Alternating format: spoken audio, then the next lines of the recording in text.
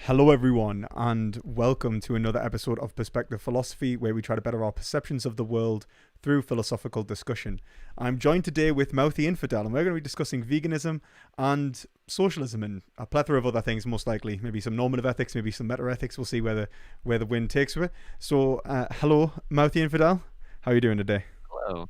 I'm doing well. How are you doing? I'm pretty good. I'm pretty good. So, yeah, sorry for the bit of a delay, guys. I know it's unlike me, of course, to be delayed, but yeah, at least we can have a nice conversation. So, um, you're not a vegan, are you, Mouthy Infidel?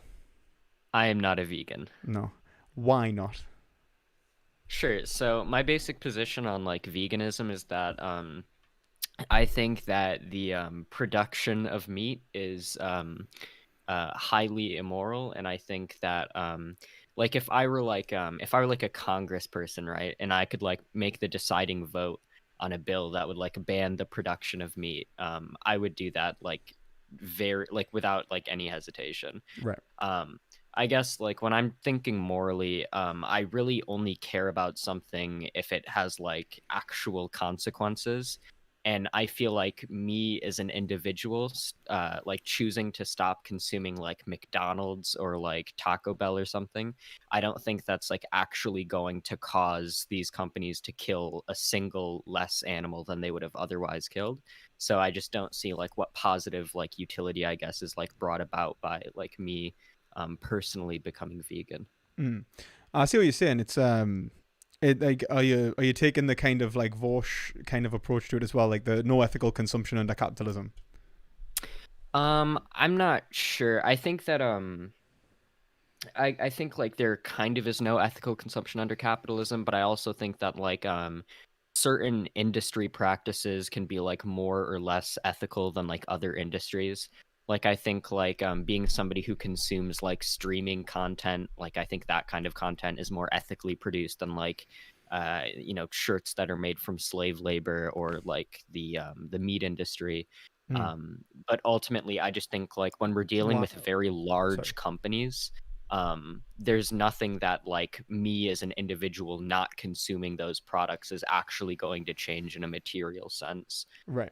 So I'm just not sure like what reason I have to or like what positive consequences would be brought about from like me becoming a vegan. Right. Okay. I mean, like, I'm going to disagree with you, and obviously we'll get into why, both economically, and I'm going to disagree with you, in terms of your ethical responsibility. I guess I Mhm. just want to clarify a couple of things. So, would you have said this same, moral responsibility, like this ethical duty that an individual has towards that consumptive habits, was the same during the time of the Atlantic slave trade? So, for example, buying a slave, was that the same? Like, so like they weren't able to overall affect the consumption of like obviously there was a considerable amount of wealth in terms of within the slave trade, and perhaps Mhm. buying not buying a single slave wouldn't have prevented the slave trade. So would it have been justified then to buy slaves? That's an interesting question. I think that like the main difference that comes to mind is like if you're buying a slave, like you are causing someone who probably would have, but otherwise might not have been enslaved or something.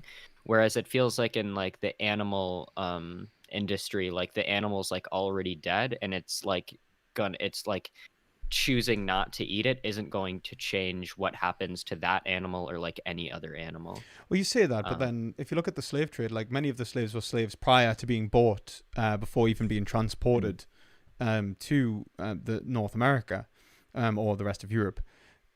Also, the enslavement of individuals obviously is propagated by demand, but so is animal agriculture. If you remember, like obviously I hate to like kind of pull in the economics straight away, but the law of supply and demand seems to be relevant to this. That the profiteering of both comparative industries is one and the same. It's built off the fact that people are having people's consumptive habits actually allowing them to consume these products, put monetary like capital into these products, and that allows for the sustenance of the industry. Because otherwise, obviously, like whether it's producing animals to which are being enslaved on a day-to-day basis, if we use the same terminology, or whether it's actually capturing or buying slaves from Africa and other places in the world, both industries have to be sustained through some sort of capital investment. So what do you think would have happened if the Atlantic slave trade didn't have, for example, capital investment? And do you think that it's comparable to, for example, the meat industry not having capital investment from the form of active consumption? Yeah, so this is like I understand that like industries in order to thrive need like consumer demand in order to like continue to have capital investment and like prop up those industries. I guess like what I'm saying is like I don't think that like the amount of demand that I bring as like a single consumer of like McDonald's, which has like millions and millions of like people Mm-hmm. buying it like every day. I don't think that me personally cutting off the demand that I provide to McDonald's would be considerable enough for McDonald's to change its productive habits or I would probably what agree. it produces in I'd any probably way. agree Yeah. with that. But then you wouldn't be acting alone, would you? So like, you would enter a movement, which is an ethical consumerist movement. So you'd be collectively, you'd be like, think of it like a soldier on a battlefield. If a soldier on a battlefield, manages to, engages in the fight, well, he's not going to win. But if the whole army does, then they have a real chance. And that's kind of the difference between collective action and like singular action. And veganism is a collective endeavor. It's an endeavor that is being perpetuated by institutions and that contains individuals, but is a collective group effort towards the abolition of animal agriculture. It's about educating the population and getting people on board with it. And I think the way that we can do that is, one, lead by example, and two, the understanding our own responsibility towards the propagation of these industries. We have to remember that just as much as excuse me, just as much as it's a collective action to try and dismantle these industries, it's also a collective action to support these industries. And you are either on one side or the other. Like, it's kind of like the law of the excluded middle. Like, you're either supporting them or you're not. And in which case, I'll ask you, what justifies your support for these industries?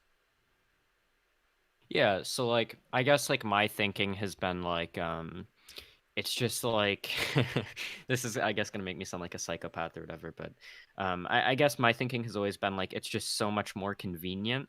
And since I have never really been of the mind that like me personally choosing not to consume animal products would materially lead to any less animals being killed, then like I just kind of think like, well, what's the point in me like making this like major shift and like how I conduct my life, I guess.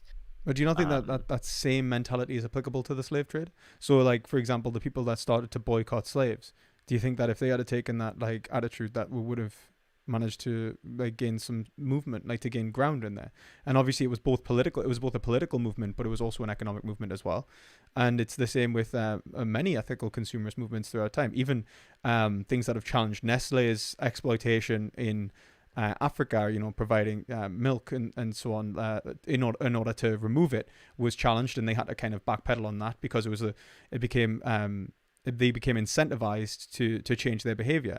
And I think that unless, like, and you're a market socialist, and so I think that unless that we create a market force that is capable of moving the system towards something more ethical, using the amount of power that we do have, then we are going to, reside in this mildew.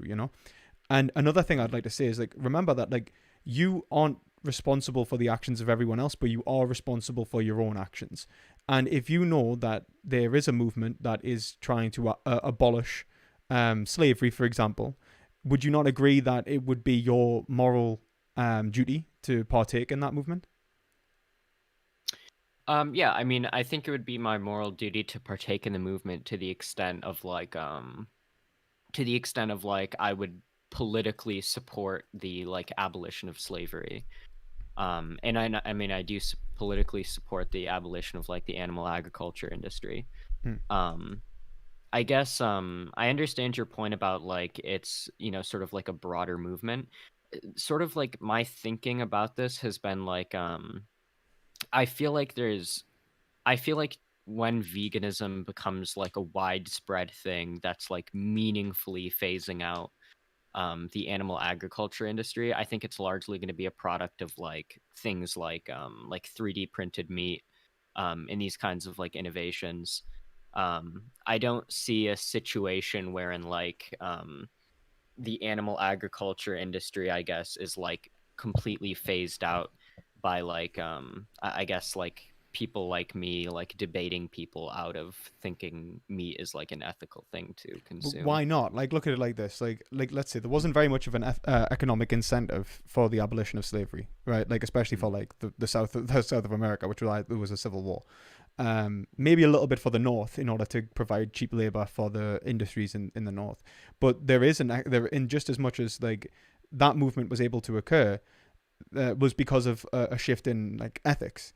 Just as there was a shift in ethics in terms of individuals' consumptive habits and movement towards like alternative products, what we'll see, and even in terms of capitalism, which is like as much as everyone, like as much as I'm anti-capitalist and as much as I think it is right to be anti-capitalist, the market is pretty ruthless and it's indiscriminate. It will like businesses do not care about one another.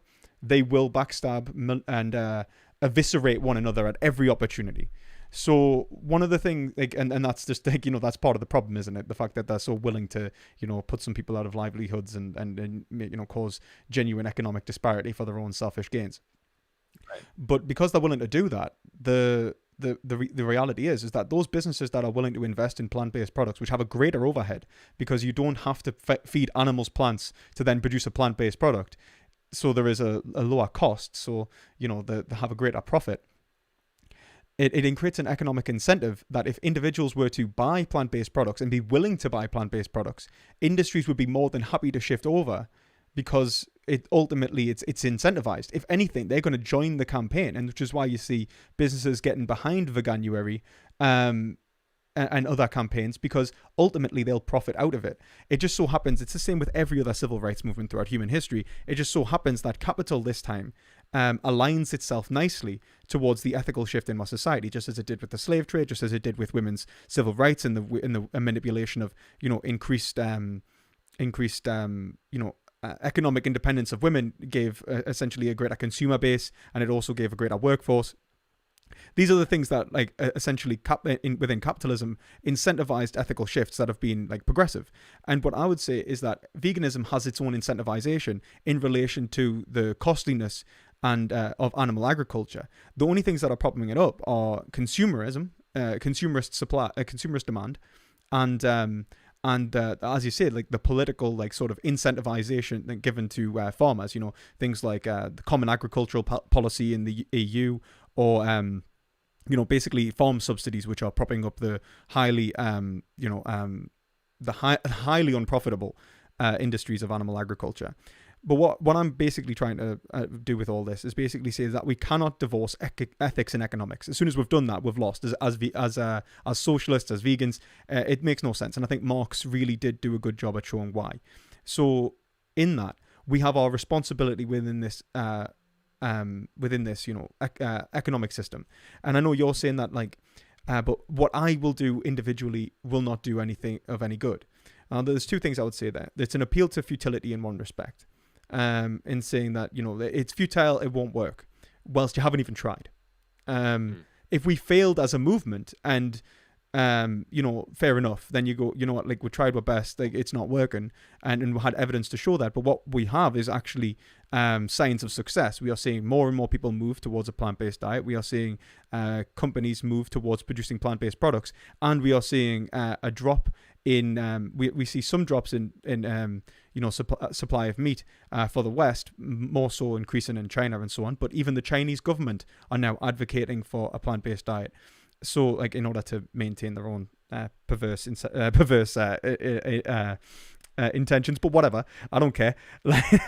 But we are seeing a real change. So in what way is it futile for you to, let's say, like actively become part of a normative system which respects the duty and responsibility towards animals, which is ultimately capable of changing our ethics and our consumptive habits as a whole.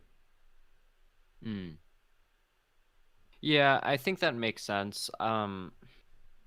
I guess like the trouble that I kind of have is like it's kind of like a similar thing I have like with regards to voting, where it's like um I guess I understand how like if this whole movement um of like say if like a like 100 million people or something all like decided we're not going to eat like animal products, right? um I mean that would obviously do like a lot of material good. That's like something that I would support. I just like I guess I just um it's hard for me to imagine what like me as an individual consumer like would contribute to that like in any like meaningful way. And I mean I guess I can see what you're saying um with regards to like it's like joining any other movement, right? But to like achieve something. I don't know. It's an issue. I guess I'm like I've always been kind of conflicted. I'm not really sure. Mm. That's fair enough. I understand Yeah. because, like, I mean, I never wanted to go vegan, right? Like that was, like, it was thrust upon me. So I Yeah. get that. I get the confliction as well, and obviously there is that kind of economic doubt. And I think as a socialist, you've got to be suspicious of our economic system as a whole, and I do appreciate that. Um, but I will say that it's not like a group of individuals of a certain magnitude account for a rounding error. I would also say that remember like how closely our consumptive habits are being tracked. Mhm. It's to the point in which they're monitoring the information which is allowing us to consume. So like you individualistically consuming content are being tracked. Your purchases are being tracked. Everything is essentially being tracked within the system to try and propagate, like even perpetuate the value of stocks on the stock market in relation to the overall consumerist interest. And so, like, if you have a business which is, trying to start up as a plant based alternative, which is, trying to compete in the market, its relative market success may even be influenced by basic consumerist interest, but then be propped up more so by the startup capital, which is given because of that interest. If you understand what I'm saying, like it's the investment comes secondary to the consumer interest, which has created an overall Mhm. kind of basis, a foundation for the market to kind of move in that direction. But like yeah, even if when you do buy a burger from McDonald's, like they are tracking every single purchase. They do that because they need to order in X amount of Mhm. burgers and try and keep that as accurate as possible so that they reduce the losses. And like obviously they'll have a margin for error in relation to like how many burgers they throw away. But if they're throwing away more meat burgers and selling more plant-based burgers, then you're going to see a slow movement even on individual stores relating to the whole franchise. And that ultimately propagates a vegan society because as soon as you start seeing small shifts, you start seeing larger shifts as it comes together. It's like take the COVID R rate, right? So the COVID R rate for the new variant, which is much more virulent than the previous variant, is only going to infect 1 to 2 in 10 and 1 to 3 in 10 more people um, per 10 people. So whereas per one person it might infect per 10 people it might infect 11 to 13. Now it'll infect I think 12 to 14. Now that is such a huge difference in terms of the infection rate. We're seeing the infection rate like exponentially grow. And that's kind of what I'm trying to say is that individual actions within the system become exponential because they are multiplied by accumulative action. So your piece in this overall like machine is actually of vital importance. And you spoke about voting. Do you vote? Um, yes. Mm-hmm. Well, up until this point, I've not been old enough to vote, but Okay, that's fair enough. um, now, yeah. But yeah. I mean, I would support voting. I guess like the main difference that I thought about was like voting takes like I guess like at most like an hour. So it's just like a huge like or it's not a huge inconvenience at all. Mm. Whereas like I guess I never really saw like how much interest or like why I should create such a massive like difference in my life. or like a massive paradigm shift if like I'm not causing like any like less animals to be killed. Yeah, I see what you're But saying. I guess yeah, I mean, I get your point. I've always been like really conflicted on this issue. I guess I can even see like a sort of like a real utilitarian justification for like, even if your like individual consumption doesn't itself affect these patterns, it would probably be preferable if people in general in society acted as if it did. Yeah. Um, I mean, I so would like I yeah, would I even can. say it like because I'm a deontologist. I'm saying I'm trying to Mm, change the normative structure within our institutions, which I think most people understand themselves anyway. So I would say so far, like like you're obviously being a socialist. You're probably aware of the like people like Eric Fromm, Freudian psychologists right. and other like psychoanalysts who show that the foundation of our desires and the expression of our desires are socio-political. And so if we can change the socio-political norms in terms of the expression of desire, then we've changed the a massive amount of how people understand themselves. And I think one of the biggest problems with veganism and its lack of growth isn't because people are unwilling to move from meat products to vegan products. I think people try vegan products that they're actually like, oh, these actually taste fine. Like this is, and it's not even that inconvenient, to be entirely honest with you.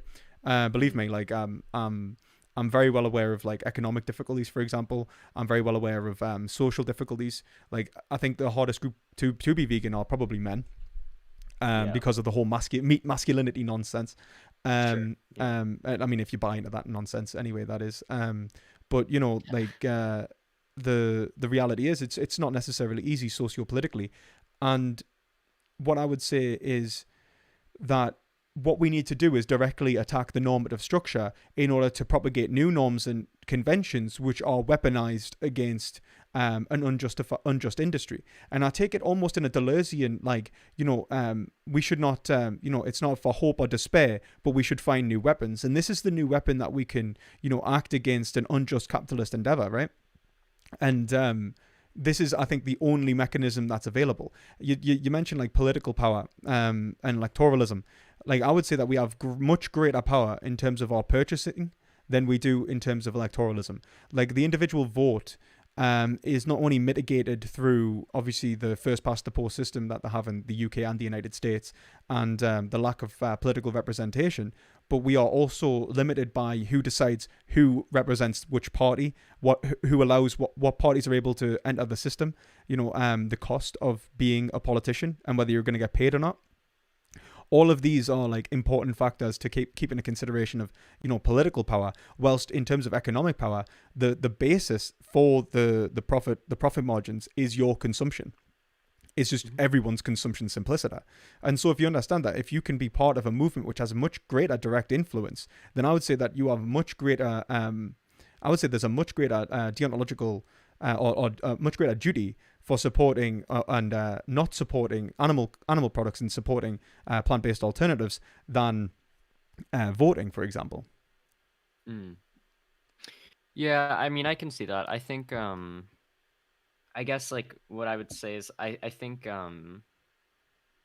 it's probably just like easier to convince people like vote for this candidate than it is to like say like, hey, go, make sure you're, do your research and make sure you're like buying um your um your commodities from like a co-op or somewhere that's not like harming animals or something. I don't necessarily have to. I It's mean, you can buy from a supermarket, man. Like, I don't care. Like, I mean, at the end of the day, like I'm not asking for you to directly shift like socialism to capitalism, from capitalism to socialism rather, as well as be vegan. Like that is like I'm arguing for real tangible change within our current economic system, and I think that's ultimately going to like perpetuate a socialist world anyway with through ethical consumerism.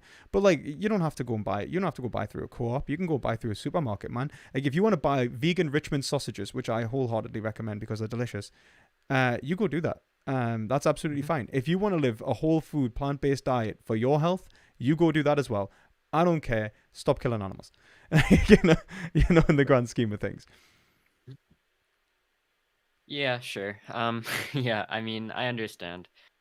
Um, So, what actually is it that you find that is like probably why you think it's so disruptive anyway? Because it seems to be that this idea of it being disruptive and unsustainable for you and your lifestyle is probably one of the biggest motivators for you. Um, yeah. why is that? Well, um, I guess like I mean I could be wrong about this. Like I said, I've like probably thought about like the veganism issue for all of like 10 minutes. I don't really have like that strong that strong arguments or anything. Yeah, yeah. But I guess like just my sort of basic thought is like just generally the things I like if you like look at my like consumption patterns with regards to like food. I eat like a lot of like fast food, for example. It's just like really convenient and like cheap, and I'm like just I mean I'm like super unhealthy in that respect. But I'm yeah, with you, but man. like yeah, um, but yeah, it just seems like if I were to switch like an all vegan diet, it'd like involve like a lot Cooking. more like cooking, a lot like different food, a lot different research as to like, okay, which ones should I be buying? And like, yeah. Oh no, no. It's like honestly, I am like the worst junk food vegan ever. Like honestly, the worst. Like it's so easy to be a junk food vegan. Like what you just gotta know is like accidentally vegan products are like probably gonna be like the bulk of your diet anyway. So like Doritos are vegan, man. Like take for example, what would you say like you eat on a day? Um, it's so like my like eating schedule is incredibly sporadic. I eat like a ton of different stuff. But yeah, I mean I do eat like a lot of I guess like vegan junk food you could say like fucking like Doritos and chips, that kind of thing. I was gonna say you've got like obviously you got like your Doritos, like your chips and that kind of thing. You got chocolate and stuff you can still eat. So Yeah. you can even get like vegan ready meals and stuff that are accidentally vegan, like no problem. Managed to do that even in like foreign countries and stuff.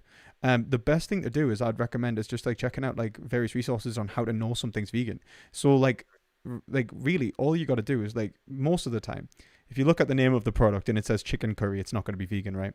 But if you look at the name of the product and it says like I don't know katsu curry, right? And you're like, okay, well, wait a minute, what's this going to be?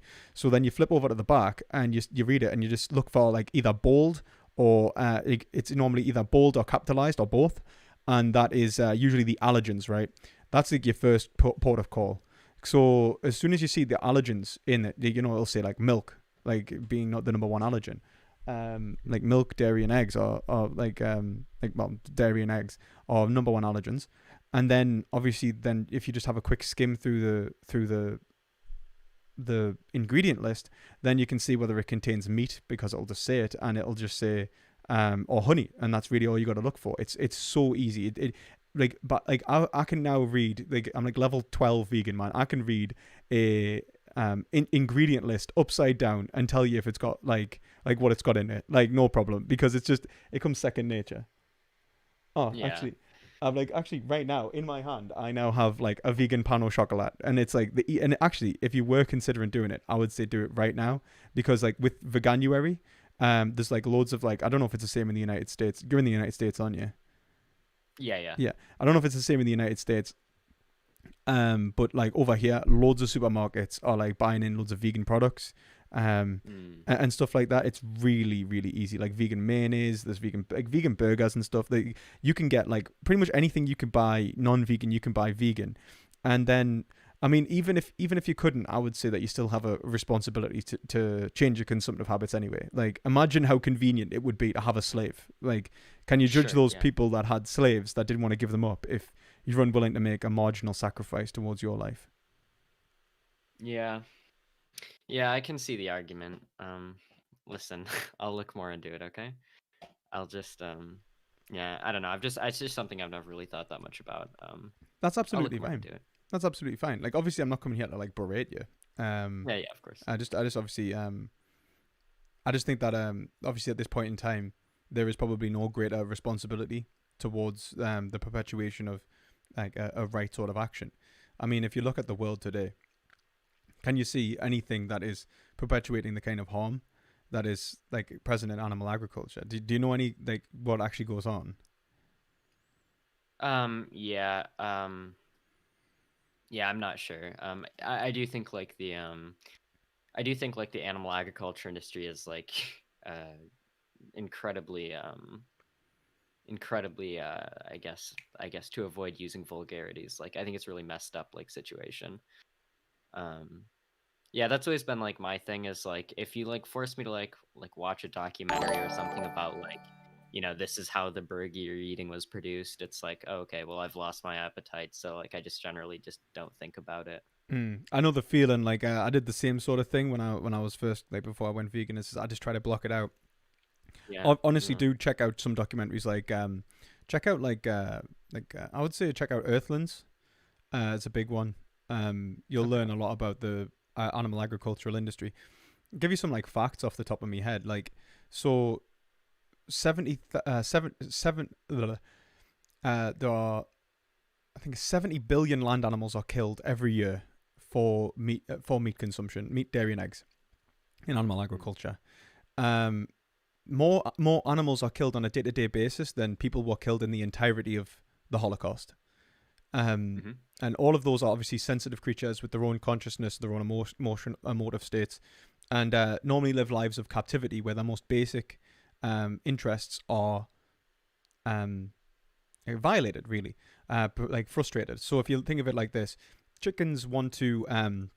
Chickens are the number one animal product consumed, right? 24 billion chickens in the world. And most of them can't spread their wings. That's a normal behavior for them, Right. to even open their wingspan. Most of them can't do that. Some of them are kept on grates to the point in which, when they're trying to remove and they're going to be like removed for slaughter, that the claws, their talons, are locked onto the grate, and they have to rip their feet off just to get them out of the Mm. cage. Then obviously they're sent to slaughter, in which the mechanized slaughter device can just absolutely eviscerate them, and sometimes they're not stunned properly, and most of the time they're not stunned properly. Actually, a lot of the time, because if they're overstun or understun, depends on the size of the chicken. There's a lot of issues involved with this.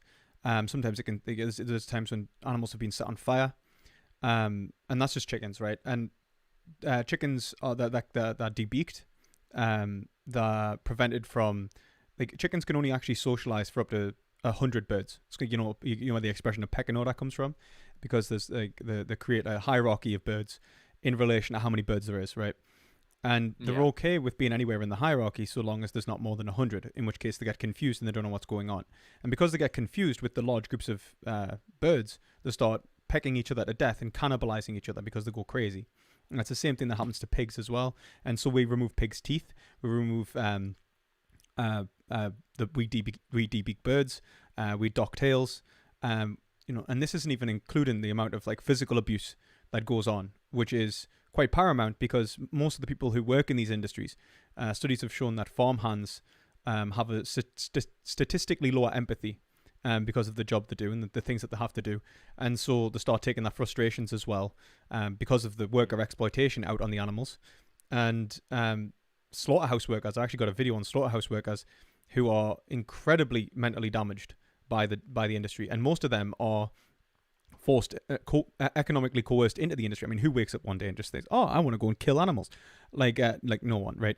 In the United Right. States, most of your slaughterhouse workers are going to be foreign, immigrants who are brought over and economically coerced into the industry. And those who aren't are prevented from unionization and have grown up in poor agricultural areas.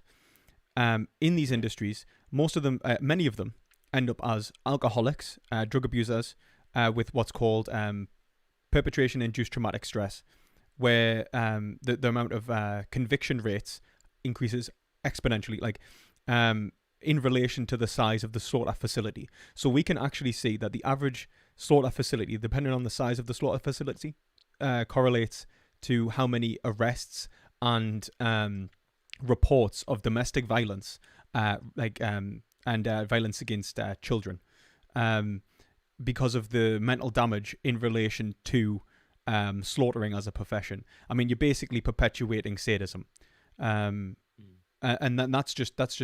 And then we're not even talking about zoonotic diseases, which have entirely shut down our economy. Now, I know that you said it was like obviously inconvenient, and so on to trying to change your lifestyle. But like, I think many of us can agree that there has been fewer years that have been more inconvenient than this one. Do you know what I mean?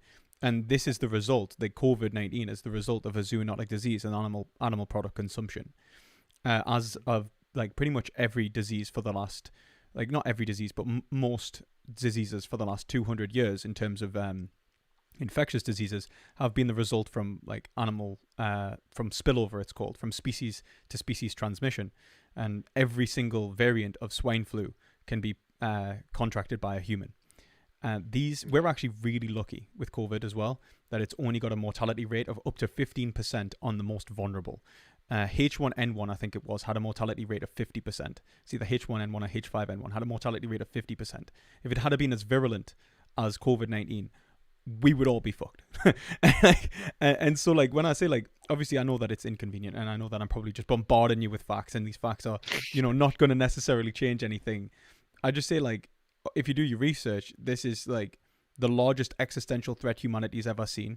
It's the largest environmental threat the world has ever seen, and it's the largest ethical catastrophe in terms of the active dismissal of individual rights the world has ever seen as well. So when I say, like, this is a major issue, what I'm trying to express is that the harm being perpetuated in buying a burger is unbelievable. Yeah. I mean, I think that all makes sense. Yeah, I'll look into it. I'll do more research. I just have never really thought about it that much. So, Yeah, that's fair um, enough. Like, and do thank you for having the chat. And you wanted to talk about like normative ethics and stuff, and that kind of oh thing. yeah, that was one thing I was gonna ask you is obviously I think we can agree that even if um even if like animals aren't morally valued to like the same degree as humans, they can still be like morally valued, and we can still like value being vegan from a moral perspective. I was curious though, like, do you think that animals have like the same moral worth as like humans, or I do actually, like yeah. do you think there's a difference there? Okay. And I actually had a conversation. Marty from the philosophy chat. Yeah, yeah. Yeah, I actually had a conversation just the other day about this, because he said the same thing. Like, we could be obligated to not harm animals whilst them not having the same moral value. You know what I mean?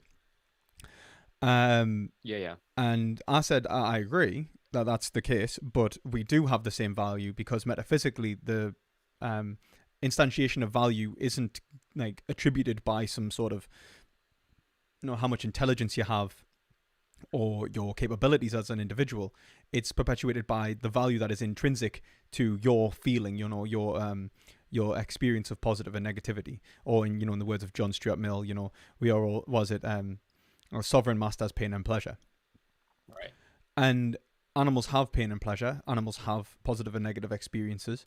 Animals have animals value their subjectivity inherently, and so we are placed into an equality with them that is undeniable. Now, that's not to say that, like, if look, if your baby is in a burning building and somebody else's dog is in a burning building, that you have the same, like, moral responsibility towards the dog as your own child. That's absolute nonsense. And this is why I would recommend something like threshold deontology. And if you want to have a good resource on that, it would be W.D. Ross, The Right and the Good. And what Ross shows is that our ethical responsibilities can be attributable to the same meta-ethical foundation, yet differ normatively. So I express greater good in my action if I respect, for example, the life of my mother and my family beyond that of a stranger, in relation to the normative system that I perpetuate. And then when we all respect our mothers, when we all respect our families, we create a system which actually perpetuates, the greatest overall good. And so if you understand like threshold deontology in that respect, I would say that I have a greater responsibility in many cases to the life of humans, but that none of this would justify, for example, harming another sentient being and trespassing upon another's subjectivity. If that explains my position. Yeah, I think I understand that. So like this feels kind of akin to like arguments about like act and rule utilitarianism almost. So you're saying that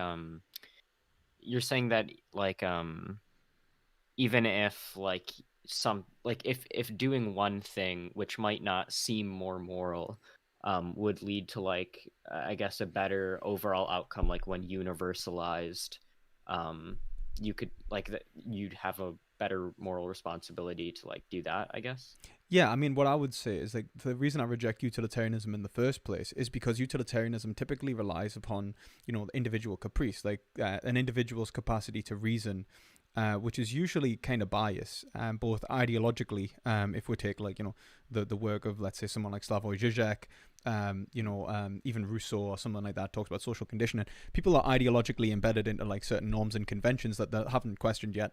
And so when we try to reason individualistically, we're usually reasoning through like a level of bias, and Mm. even like just faulty thinking. I mean, I don't know about you, but like even if it's pure like a logical like kind of like sometimes I mess up maths and I don't mean to, but that's just being human, isn't it? We're all fallible. Right. And So, oh, sorry, God. I was just going to say, like, in terms of like our responsibilities, they're institutional.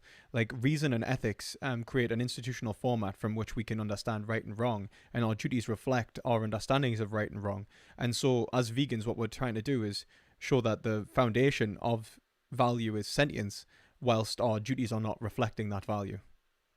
Hmm. Okay.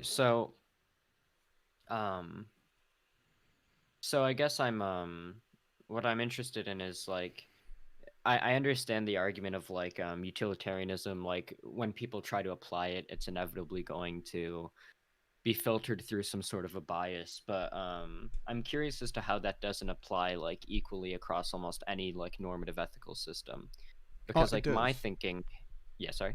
Sorry, I was just going to say it does. I get what I was trying to say is that it's not about a normative ethical system that an individual perpetuates. It's about the way in which our institutions work in terms of how we consider our ethical responsibilities in relation to one another. And I would point towards institutions like the law, the family, other institutions which teach right and wrong towards other individuals, in which we actually engage in discourse about how we should behave in the world. It's like ethics exists between people. It's just that's what I would say. Um, it's not about any given system. It's about the way that it already works and the way that it always must work. Okay. So my sort of thinking about like ethics or like because like one question that I was really interested in for a long time was like what sort of a normative ethical like through what mechanism do we choose what's like the best like normative ethical system or the one that like makes the most sense, and uh why ought we use that like way of approaching that decision. And sort of like the idea that I was having is like we just sort of have this like moral intuition. And there's this quote one time from the psych philosophy guy, I can't remember his name, who said something like our intuitions are like the way that we guide like how much sense any given moral system makes, in the same way that like we would like empirically test any like scientific theory to decide how valid it is. um and I guess like this sort of reason that made sense to me was like it feels like if we're going down to the point where we're just like denying that these types of intuitions are valid, then we quickly go into the territory where we literally can't make like any truth statements about anything. Hmm. And it just feels like we have to sort of accept some like unjustified validity of like some intuition in order to function in any semi-coherent way. I disagree, obviously. I don't know if I say obviously. I don't know if you've actually seen my content, like in terms of like me meta ethics. But what I would say is intuition is intuition is not valuable in and of itself. I would say that the only thing that is valuable is attributable to reason, and that reason is essentially the ability to understand reality as it is and divest reality in relation to, we create concepts which then correspond with reality, right? And what I would say is that um these, sorry, sorry, what were you going to say? Sorry. oh, no, no, go ahead. I thought I didn't know your soul. Oh, sorry. I was just going to say that intuition itself is like if we take it like in terms of moral sense, I think Kant calls it. I would say moral sense isn't valuable in and of itself. Moral sense is, for example, like empathy. It allows us to gain an amount of information which might be ethically relevant a lot quicker. Like I think it's a lot easier for someone that doesn't have like antisocial personality disorder to be ethical. But that doesn't mean that people with antisocial personality disorder are condemned to a life of ethical like perjury, like never able to like actually enter into the sphere. um I would say that in terms of understanding metaethics, what we have to understand is that we start from a principle of desire and actually trying to expound our will against the world, right? And then trying to do so, we need to create a normative system to allow us to express our own desires. And to do so, we need to understand our desires and understand the best means of doing so. And this leads us into a language game in which we metaphysically try to understand and approve of certain behaviors. And when we're in this kind of game, we enter what's called a master-slave relationship. This is like Hegelian philosophy. In this relationship, we are approving or like validating or falsifying any given premise in relation towards how we should behave. And how we should behave is being valued inherently by the agent. So if someone is resisting being murdered, it is typically to show that they disagree with your judgment that it's okay to murder, right? And that in that resistance is an actual value which corresponds to the same metaphysical expression of subjectivity from which you're trying to express. Because your subjectivity, if you try and say that you understand your subjectivity individualistically, I'm going to accuse you of playing a private language, private language game, in which case everything that you're asserting is unfounded, and you don't have any knowledge. But what I would say, if you want ethical knowledge of how to live the good life, then what we end up with is universals, and which are objective from any given agent, mind independent from any given agent, and allow you to analyze yourself in an objective way. And this brings up like a plethora of benefits like psychoanalysis and, even allowing us to prevent like moral harms that would otherwise, the grip were like, for example, understanding that I'm so like you in so many ways that I know that if I smoke, I will suffer a fate like you who is a smoker. And that is not something I want because you've informed me that it is unpleasant, and I can attribute my desire with your desire in that respect. And so when I say that we enter this game in which we communicatively talk about subjectivity, desire, and value, what we end up with is an objective system which values sentience simpliciter.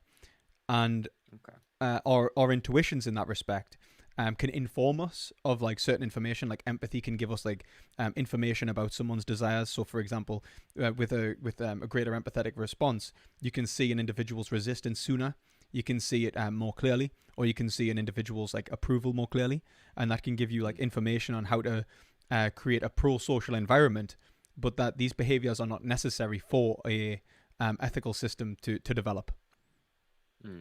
Okay, so I'm not sure like how much of that I completely understand. So like if so is the sort of idea that you're getting at sort of like the idea that an ethical system like starts from the fact that we all just have certain desires and we want to like impose like what we desire on the world, and essentially that sort of branches out into some like objective ethical system, because if we have certain desires like I want this, then there are like objectively right and wrong ways of like I guess getting to that like end state, or like achieving the desire that you have.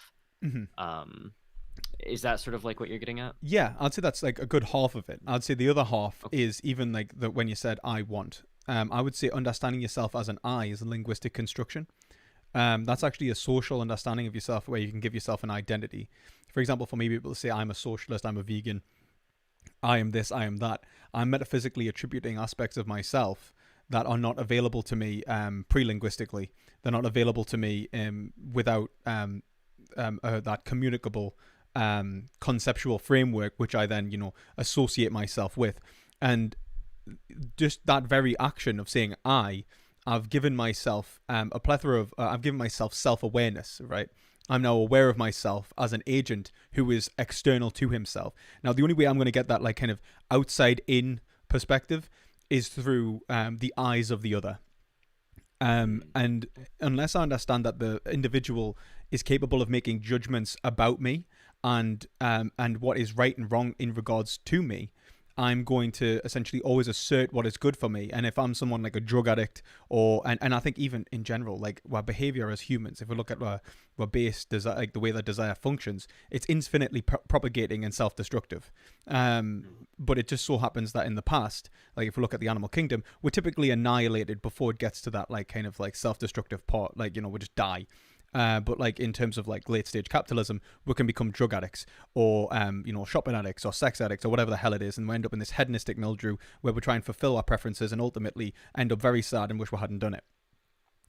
And the only way that we kind of gain that insight is through like a psychoanalytic position, which is begins at the first instance of even saying I. And I would say that I is like, I think this actually, and it was another socialist who put me onto this. Who talked about Ubuntu, African ethics, right? Like African philosophy, and there's a famous saying which is "I am because we are," and that's what I would say. That the existence of the individual's personality and understanding of themselves, the individual's identity rather, not their personality, is dependent upon communal efforts towards the production of self-consciousness, and that self-consciousness is actually an engagement within a society, engagement within a culture, rather than the product of like individuals who wander the jungle alone and understand themselves inherently. Yeah, I think that sort of makes sense. This sort of like same idea that can be found in like Hegel almost. Just sort of idea that like your identity is inevitably going to be shaped by like interactions with like broader community or whatever. I would even say like not even just shaped, but even just like I think Levinas says like to hover over my own existence. I'd say that identity is this kind of like metaphysically separate aspect of yourself in which you second order like understand yourself. It gives you a distance that would otherwise not be there. As well, I would also say that there was something else I was going to say, but it's probably not too relevant. Okay. So one question that I had that I sort of had was so if your sort of idea is like we have these desires and there's objectively right and wrong ways of like what will actually reach your or cause you to like obtain your desires or whatever. Is that like could that be justified to say like I'm sure you've probably heard this before, but like let's say we have somebody who's like a psychopath and they like really desire to kill someone. How long until the course is released? Late February. Sorry, there's a donation there. Thank you very much for the donations, guys. So like imagine we have like a psychopath who like really desires to kill someone, right? Mm-hmm. Like wouldn't it be like objectively right for them to like kill someone because like no, it would be objectively wrong for them too. But what if that's what like helped them achieve their desire? Well, that's the thing. Why are they thinking that's their desire? So why that would be good for them? So like that's their preference. But what like one thing I would do is I would instantly differentiate between a preference and an interest. A drug addict could have a preference towards heroin, but it's in their interest not to take it, right? What is actually good for the individual is not dependent upon their individual preferences. It's dependent upon what is attributable to the good life for all individuals, right? And this is where I think Aristotle hit the nail on the head when he said, the good life for me is the good life for man. Okay. And I would say that kind of it's to understand that the only way that it's to gain an understanding of yourself, I would say, is to understand the objective nature in relation to all sentient beings. The expression of subjectivity is your goal, and your goal can only be understood through a universal and not a particular. And I think that when you take the I think actually Vegan Gains said this, and he was like about Chairman Mao or someone like that, like trying to like murder people and stuff. And he was like, well, how would you convince them? It's like not about convincing them beyond right reason, right? And if they are rational agents, then they will appreciate that they should behave rationally. That like, and if they don't, then well, they're not doing ethics. You know what I mean? And yeah. I would even say like I would even say like their understanding of their preferences is probably tainted by some sort of ideology, which is like which holds a false explanation of who they are and what they are, and how to understand themselves. I think the reality is that most of our ideological systems, like in forms of our identities, are actually constructs in which we apply to ourselves that actually don't obtain reality. And what we need to understand ourselves as is the chooser, the agent who is actively trying to dispose desire itself against the world. And I think if you look into like psychoanalysis, desire itself, it's not like a particular desire to begin with in the first place, which is why our desires can be sublimated so easily into a capitalist system, and why capitalism is so easy, capitalism manipulates us so easily. Because one of the things it does is it perpetuates our desires in ways that we hadn't even thought possible. I think one of the best examples is something like I'm actually going to do a series on this, which is like the ethics of porn and the perpetuation of desires in something like the porn industry. I do not believe that people are going along and are into these fetishes by nature. That's just not happening. They're into these fetishes in relation to the way that the psychology is developed, and then the way that the market has allowed their psychology to be expressed within that system. The same thing can be said about like something like Coke, right? Like Coca-Cola. Like, who in nature would drink a black fizzy liquid? Can you think of any other animal that would walk through the jungle, see like a black fizzy bubbling liquid and go, that looks delicious? Like, it doesn't happen. And what happens is our desires are sublimated through a system of culture and ideology, and then expressed in a way that's supposed to perpetuate the greatest overall happiness. And unfortunately, in our culture, it seems to be quite the opposite. It expresses like hedonism and addiction. So like it seems like this one of the like ideas that you were sort of getting at is like the idea that if we accept the premise that like we all have some desire that we're trying to achieve, somehow from that we can get to the conclusion that like the best way for any given individual in society to achieve that is by following some universal ethical standard that like is in basically everybody's best interest to follow. So like nobody has like genuine conflicting ethical interests, right? Is that sort of like I'd even go so far as to agree with as much as it pains us to say Ayn Rand, when she says the needs of rational men do not contradict one another. And it's the same sort of thing, except I would go a step further in which she assumes the ego is inherent towards or inherent to the beast. The ghost is in the machine. I'd say the ghost is outside the machine, and it's we're ensouled by society. I would say that our very desire itself is expressed in such a way that is given to us. And so when we have, thank you very much.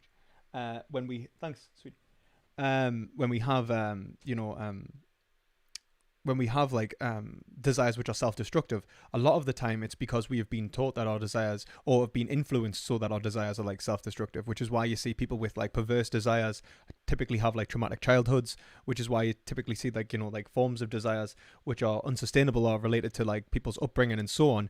And it's to understand that like even before the mirror phase, a child typically would probably like so if we agree with Lacanian psychoanalysis, a child doesn't even feel pleasure in relation to certain organs. It's holistic to their being. It's actually the entirety of their metaphysical experience. They just experience pleasure or they experience pain, and then it becomes attributable to certain certain like organs and certain places within the body, like sensitive areas. So like for example, like erogenous zones.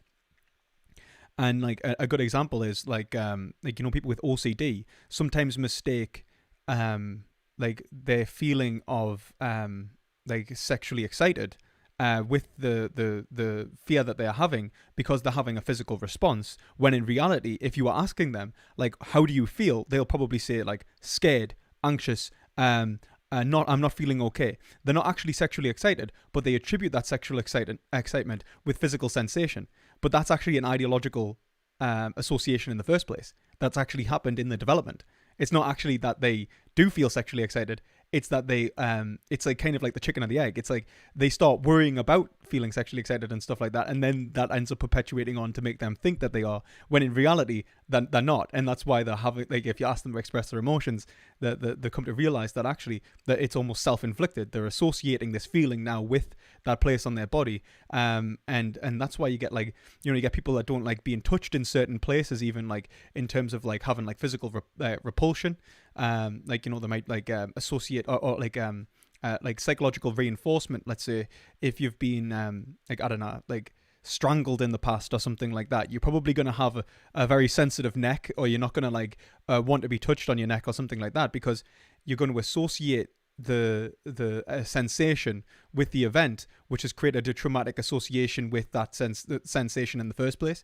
And so you like, in terms of the way our desire is perpetuated within like our organism, I'd say that like psychology typically likes to think that it's sometimes psychology anyway, depending on the psychologist, likes to think that it's basically tied down to like this neurological structure of our body, when in reality the neurological structure of our body has far more to do with the ideology of our state and like the social development of individuals. Okay. Okay, yeah, that's interesting. I one thing that I'm like interested in like expanding on, I guess, is so I guess how do you get from the idea that everybody is trying to achieve their own desires to the idea that like the, as you said, like the interests of rational like men like can't conflict. Yeah, so I would say that the way that develops is in relation to the development of self consciousness. I think that particular action urging processes, as in like first order desires, are probably given to us by nature in some respects. Like we probably have, well, humans less so, but if we look at animals which are pre linguistic, they seem to have like an instinctual bias towards certain behaviors in relation to their towards that drives, so they're driven towards like, and driven towards something, and a behavior sort of develops within them instinctually. Humans seem to have a very low instinctual kind of like basis. They say that there's kind of only like 2 fears that are instinctual to us, and then even then, because of language, we're able to question our desires and our drives. And so once we sort of engage in a rationality, in a problem solving kind of way, we start realizing that in order to actually gain the solution to my problem, I need to help you find the solution to your problem, and the one and the same problem. We are trying to express subjectivity itself, and since I don't have access to your consciousness and you don't have access to my consciousness, the only thing that we can investigate is consciousness itself, and subjectivity itself. And so the movement away from trying to express our own desires to movement to trying to express desire simpliciter is actually the realization that we can only have knowledge of desire simpliciter, and we will find ourselves within the universal. We are actually part of that. We're one piece of the puzzle.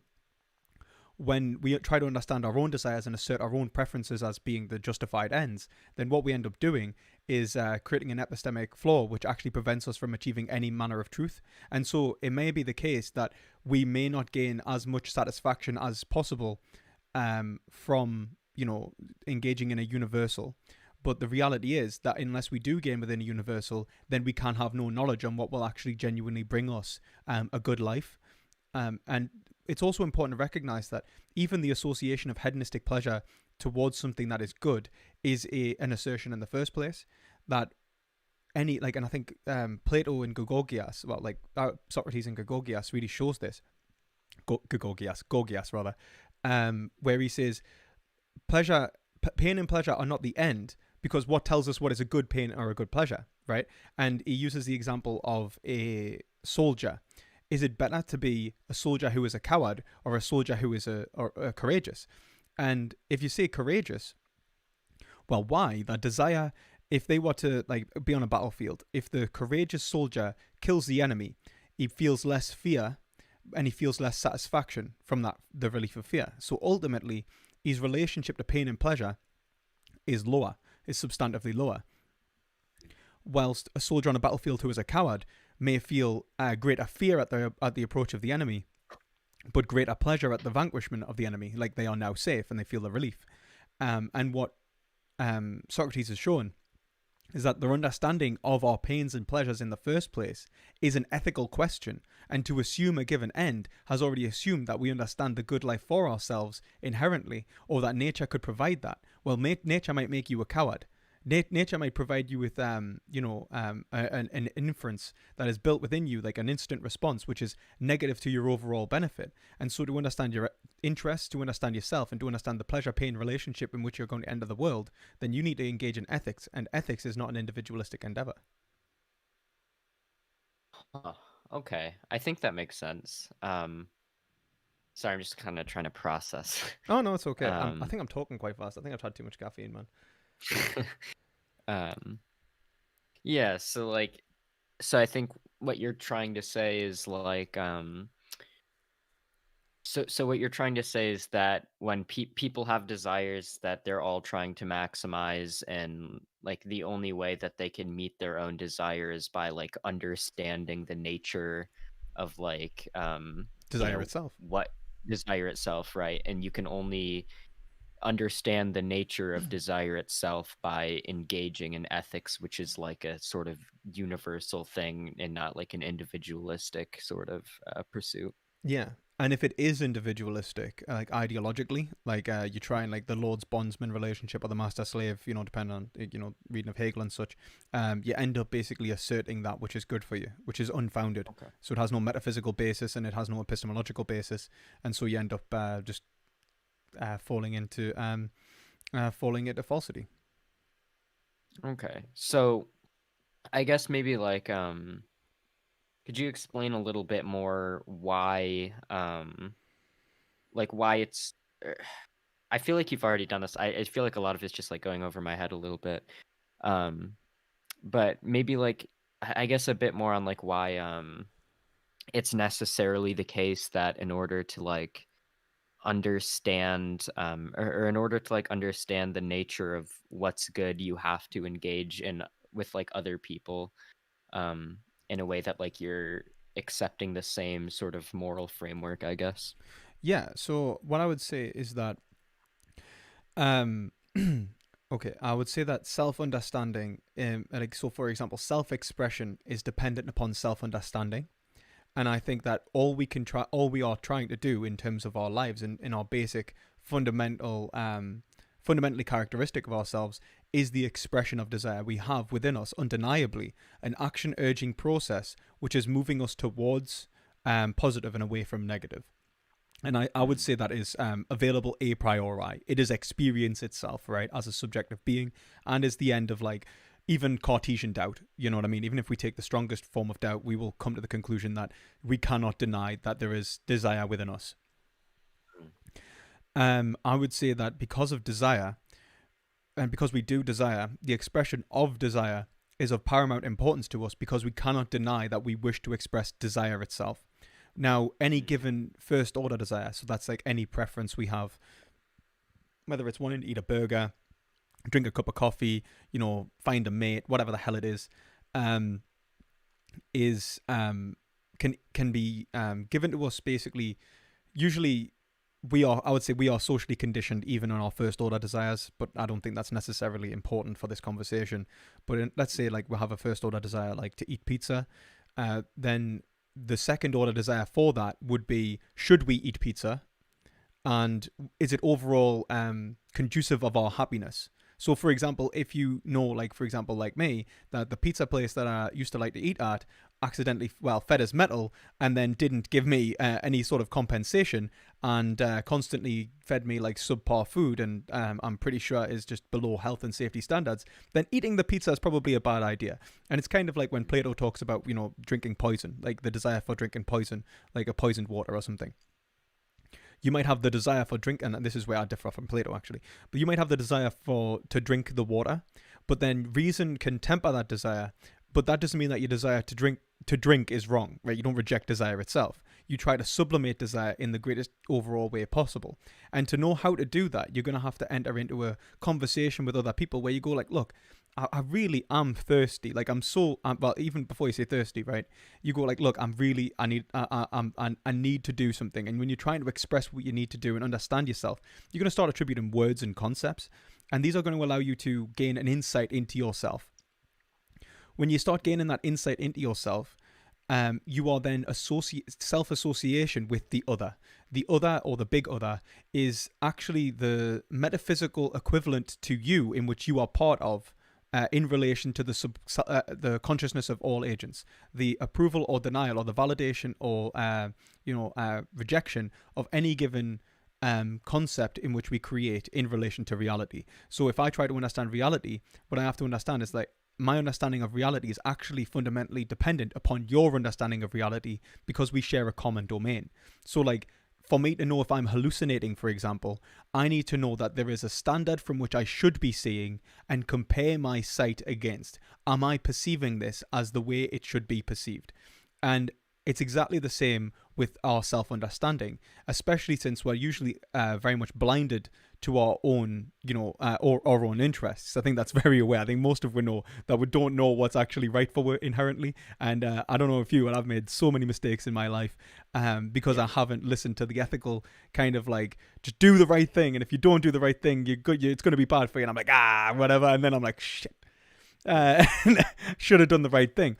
And that's just even in like terms of like basic experience. But I think overall, understanding of yourself and understanding how you should behave is very much tied into the language game of what is good for us. And so what I would say is what is good for me can only be understood by what is good for us. And that's the real like foundation of it. Metaphysically, if I was to give this in like more exact terms, I would say that before we apply language to reality is divested either in a way that is preconditioned for us and bias, in which case we are ideologically blinded, and before ideology, when we are pre-linguistic, it is purely natural and a product of accidents rather than anything that is actually meaningful and justified. And so if I look for a justified course of action, I am forced into ethics. And if I'm looking for a justified understanding of myself and how I should create myself as well, most people don't realize, but you actually have a great control over how you are going to live, like in terms of building habits and even building how you want to express desire. I am forced into ethics. And unless I do that, I'm subject to being controlled by either nature or ideology, and both are incapable of any means of justifying my goal of happiness. Okay. So yeah, I'll have to like I guess do some more like reading and thinking. Listen, okay, I know I've contributed very little here, but like moral philosophy and like especially veganism are just like not realms of thought that I've spent much time in. Well, I don't think you've contributed very little at all. Like, I think that, like, for example, like asking, like being willing to ask questions about something that you're not read in and somebody else is like is important, isn't it? And like, even being willing to accept that you haven't read enough into it. Like, I wish more people had that kind of humility, to be entirely honest with you, online. Like, I mean, it's not easy. Like sometimes, like, so for example, I'm reading into socialism and communism right now. Like, but I could not call myself an expert. I mean, I've done political philosophy for years, but I know that I don't know enough to criticize some people who are obviously way more educated than me. On the capitalist side of things as well, right? You know what I mean? They're talking about forms of economics that I don't understand yet.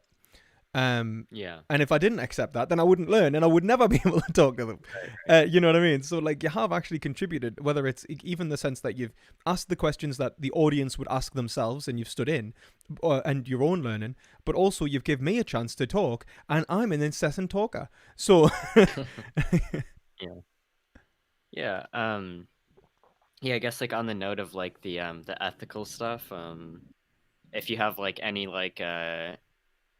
reading recommendations, because like I feel like a lot of this has gone over my head. But so I would say like a really good place to start with, like, because I'm talking mostly about Hegel, but like obviously like everything that I've said here it's a culmination of doing philosophy for the last 10 years, so don't obviously just do remember that like any reading I'm going to give you is going to be tempered. It's going to be like one part of the puzzle, but I would say like a good place to start is Dr. David Rose, a reader's guide to the philosophy of right, and that'll break down Hegel's philosophy of right, which I think is his most valuable work in terms of ethics, in a way which is easily understandable. In a way that's like approachable to the average everyday person, because if you pick up a philosophy of right, it is absolute nonsense. It's the way it's written, it's everything about it. It's just not easy to approach, and I mean I struggle. I've been doing philosophy so many years now, and I know Hegel, and every time I picked up, I'm like, what the fuck is he talking about? And I've got to reread, and it's not an easy approachable work. So don't just pick up the work itself. Get the Reader's Guide, Dr. David Rose. I would say that if you want to learn philosophy as a whole, a great book is this one, Philosophy: The Classic Readings. It's a chunky thing, and you can get it for like 30 quid, so like probably like $35 or something. But it will do you every single basically just philosophy of like every major philosophical stance for like the last like 2000 years is in here. So it'll take you through the think as individually as well. So like it's actually like put into nice little sections like ethics, epistemology, metaphysics, and political philosophy, and it goes through history. This is kind of like how I realized how to like structure my course, because I found this so useful. So I'm making a course as well, on like philosophy, and once that's ready, like that might be useful as well.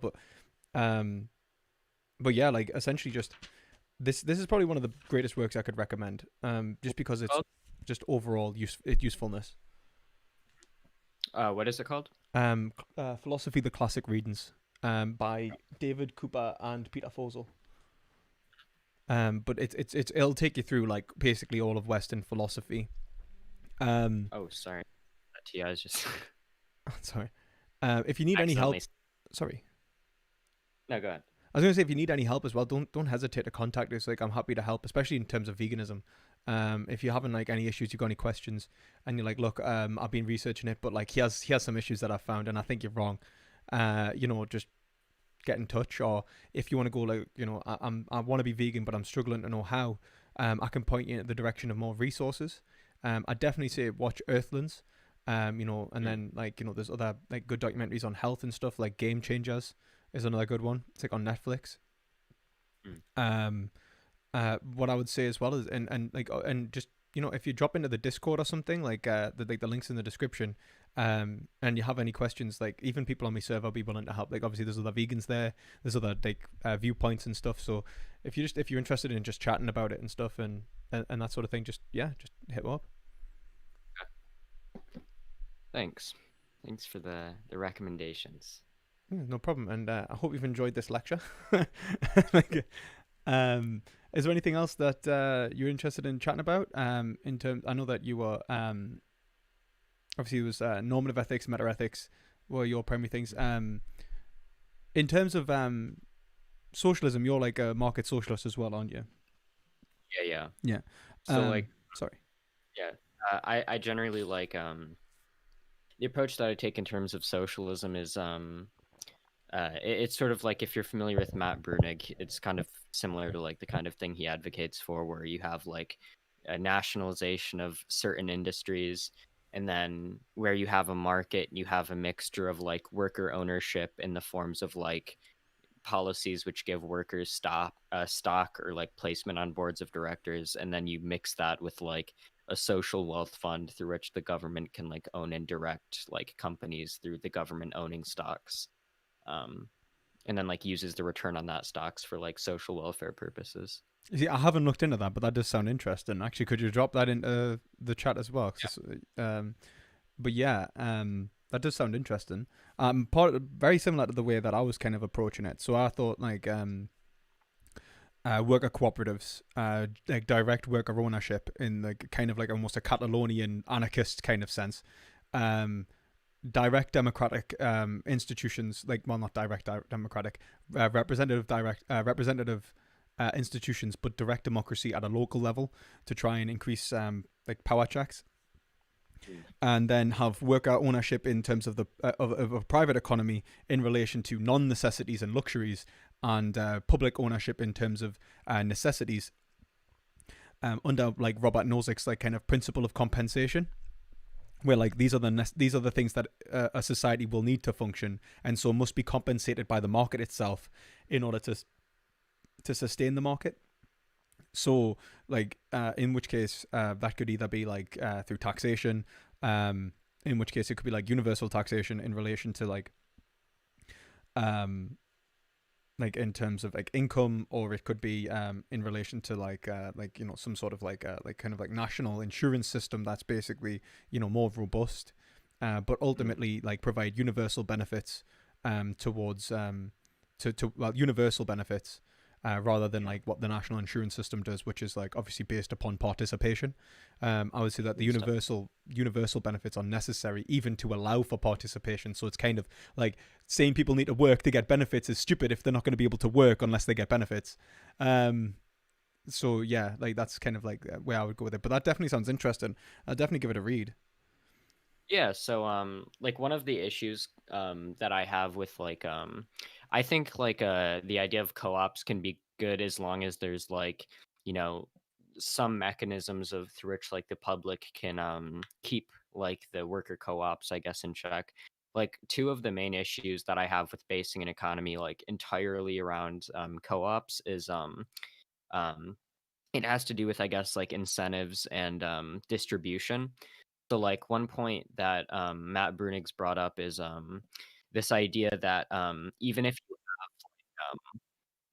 like the workers are democratically distributing the surplus which they generate in every firm, um, it's still going to be the case that like different firms across the economy are going to differ very greatly in like terms of how capital intensive they are, Mm-hmm. and a more capital intensive firm is going to be like a lot more profitable.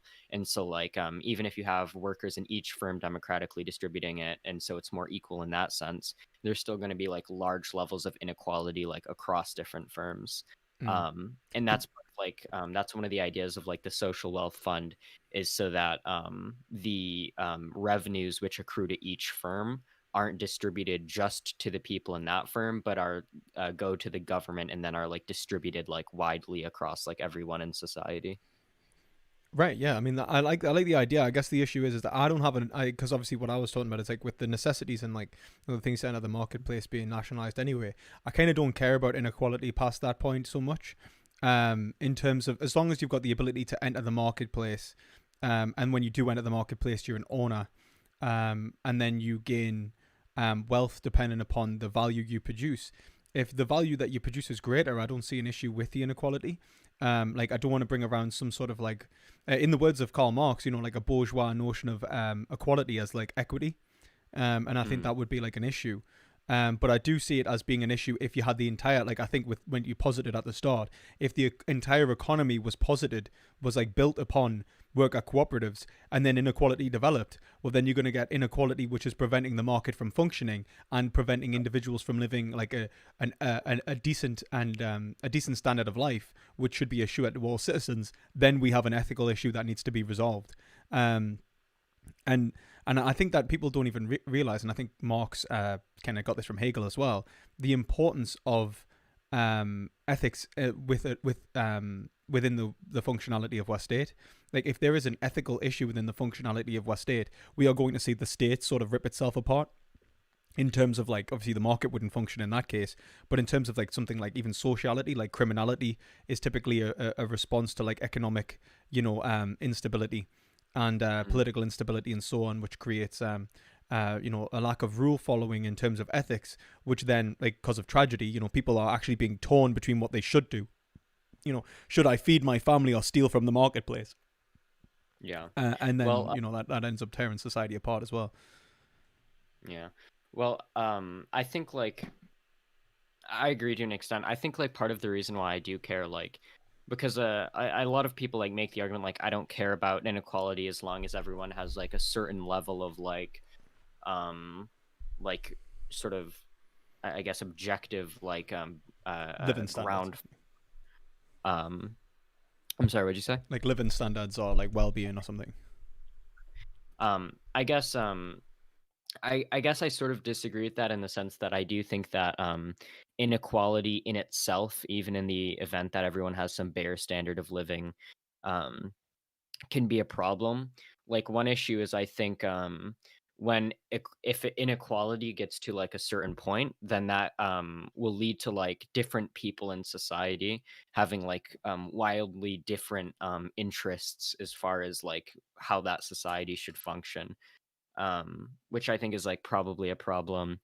I guess not to like I guess go like all like empiricist or whatever, but I think there's been like a variety of studies that I've seen indicating that like certain levels of like inequality can cause things like higher crime rates or like slower economic growth. Um, so like and I generally think like, and I guess this is like more of a philosophical take, so tell me if you think I'm wrong here, but I'm generally of the mind that people sort of like, and this is a point that Marx made in Wage, Labor, and Capital, where essentially the idea is like what people desire are sort of like based relative to the society that they live in. So like someone who's like living in like a dirt hut, if all of their neighbors are also living in a dirt hut, they're not going to be as disappointed as or like Yeah, feel I would as 100% agree with that. But then, um, I guess like one of the things I think we need to do is kind of approach society in a more ethical way as well. Like one of the issues that we have today is that you've got people who could meet their bare needs and yet want more and more because of the relative poverty that they face, even if they're middle class in comparison to someone, let's say, that's upper class. And so this is where you could fall into like the Hobbesian kind of self-satisfaction that would kind of be self-destructive, like Felicity, where he says like, when you satisfy your desire, then what you actually desire next is the continued satisfaction of that desire, which means that you constantly perpetuate, power onto power, only ceasing in death, right? Like, and then, you end up in this like sort of like, and I hate to quote these two guys, but it's like, Jordan Peterson and Winston Churchill, where they talk about socialism as the philosophy of resentment, right? And yeah. I don't think it is, obviously. Like, I'm a socialist. I think that's absolutely wrong.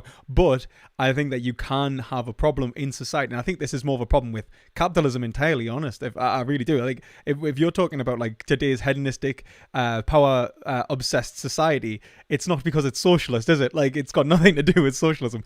But the way in which we live our lives in terms of like resentment and wanting as much as like, keeping up with the Joneses kind of attitude, it's something that we need to kind of train out of ourselves as well, because what we need to understand is that the constant and permanent perpetuation of our desires is tied to our society, but it's tied to the ethical sort of structures of our society. So for example, if you go to church and they say, like, like even in terms of like the expression of how pious you are becomes like this game.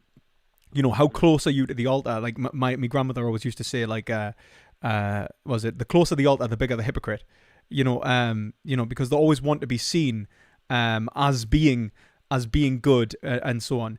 And I think Alan Watts says it best when he says, what is it? The reason that you want to be the reason you want to be better is the reason you want.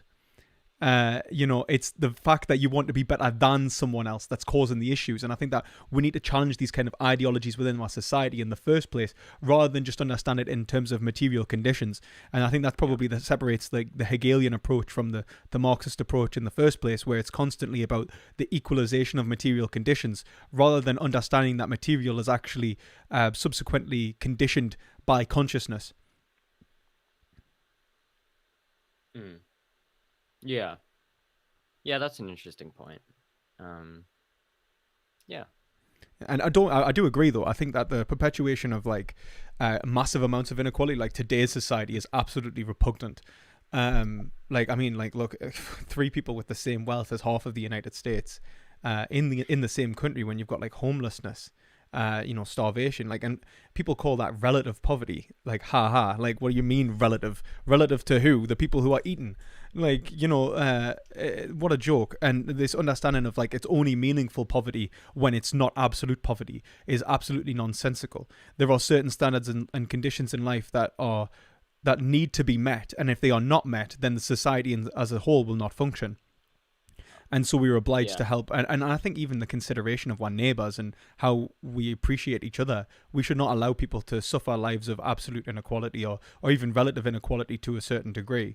And I think even people like John Locke, as much as the liberalist that the liberal that I condemn, I think he had a good idea that it's like, why it's almost like, why would you have so much wealth that you could not use? Like, why? Like, it's like, at that point, give it away. Like, but I think that when it comes to like redistribution of wealth, I'm very hesitant in it. And what I want to take that kind of like, before we even talk about those things, I want to like focus heavily on the distributionary system, which is so unjust at this point in time. No matter how much we try and medicate it through, like benefits or like universal systems to try and distribute wealth in some sort of like Keynesian economics and sort of like liberalism, it's not going to fix the exploitation that's going on in the world. And at best, it'll only prop up that exploitation in relation to like, okay, you all get benefits.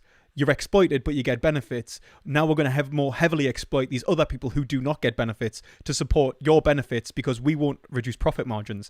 And it's like, it's kind of like the British workers win some sort of rights over here, so the people in another country suffer, or the workers in Britain are allowed to have increased capital to support consumerism, so the workers in some other country suffer. That's not like the system that we want to perpetuate, and I think ultimately why liberalism is a load of nonsense. But I do appreciate the kind of like socialist grounding of your ideals, though, that like even that like a certain amount of inequality could be detrimental psychologically to society even. Yeah. I have like, so this is unfortunate because I have like a lot to say, but I have to go really soon. Yeah, that's cool. But one thing that I would say here is that I do think, I think that changing like the sort of the system in the sense of like, worker cooperatives, this sort of thing, I do think that's important. But I also think that a sort of a system of like large redistribution of wealth is, I think, always going to be necessary in like any sort of society, because like if you look at like the US, for example, the reason poverty is what it is because 50% of the population like isn't working, right? And the reason they're not working is like by and large because like half the population is like children and elderly and disabled caretakers or students. And these are people who like generally like shouldn't be working, I think, or like we shouldn't be forcing these people to work. So I think if you like accept the idea that like half the population are people who aren't working and we shouldn't be forcing to work, like some large redistributionary scheme is like always going to be necessary, like even if the economy is like based around worker co-ops. I see what you mean. I guess I don't disagree with that. As I said, like I do agree with the idea of like necessities and so on being universally supplied. I guess when I say like redistribution, I don't even count that as a form of like the same kind of redistribution, I suppose. But I probably should.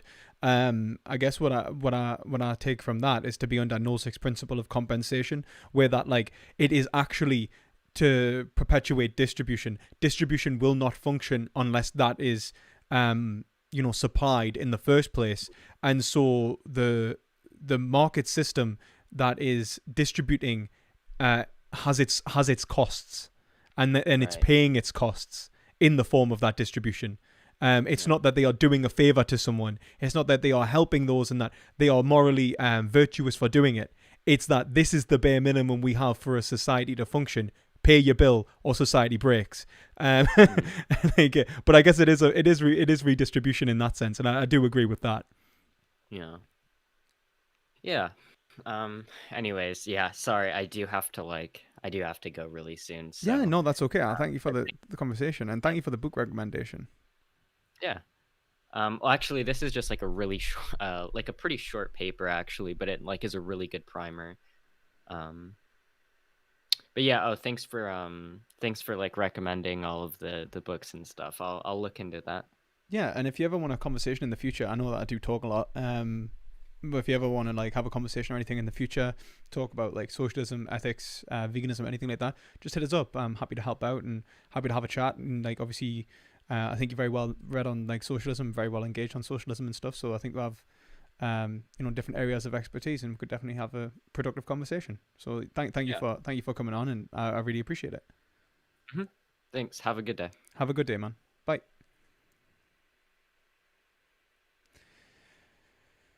So, I'm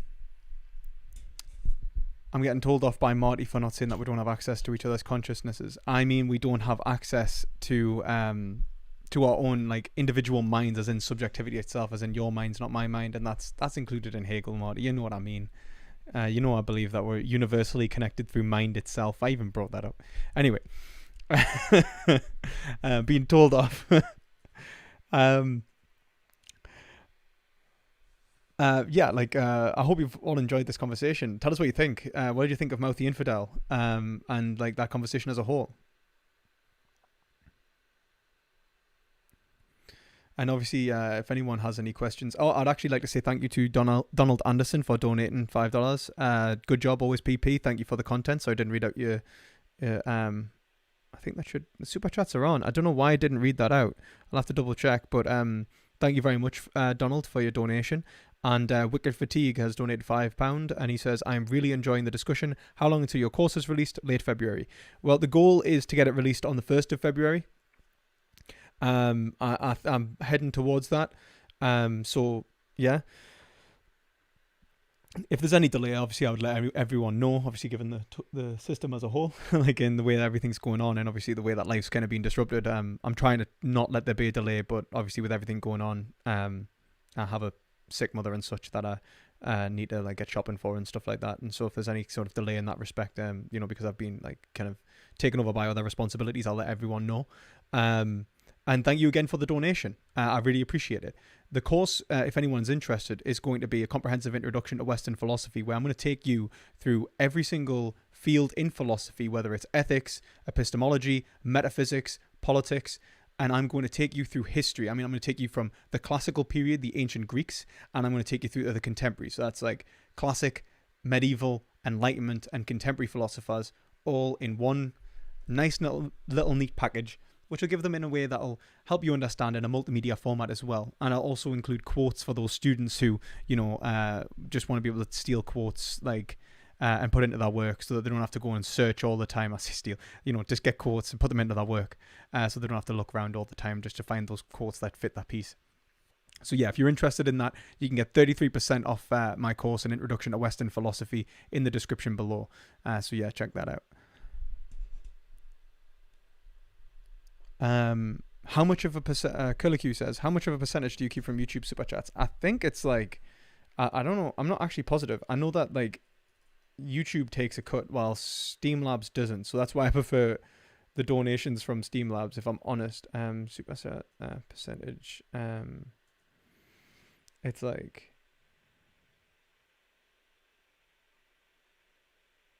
I'll have to double check. I think it takes at least 20%.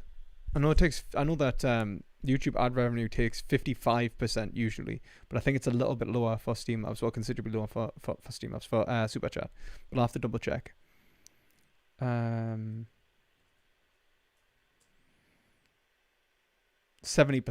you get, so they take 30%.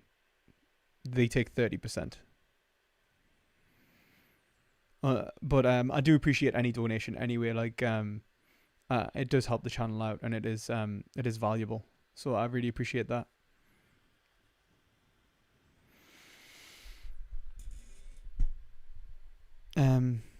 Somebody says, I've heard you mention system of desires before. Does this relate to objective morality? Absolutely. I would say the system of drives it's a concept in Hegel, and the whole point of the system of drives. Actually, one second. I'm just going to quickly. There we go. The whole point of the system of drives in Hegel is to understand that we are being moved by an action-urging process, and ethics is the mediation between drives and the expression of drive in the greatest overall possible way. And so it's absolutely related to the system of drives.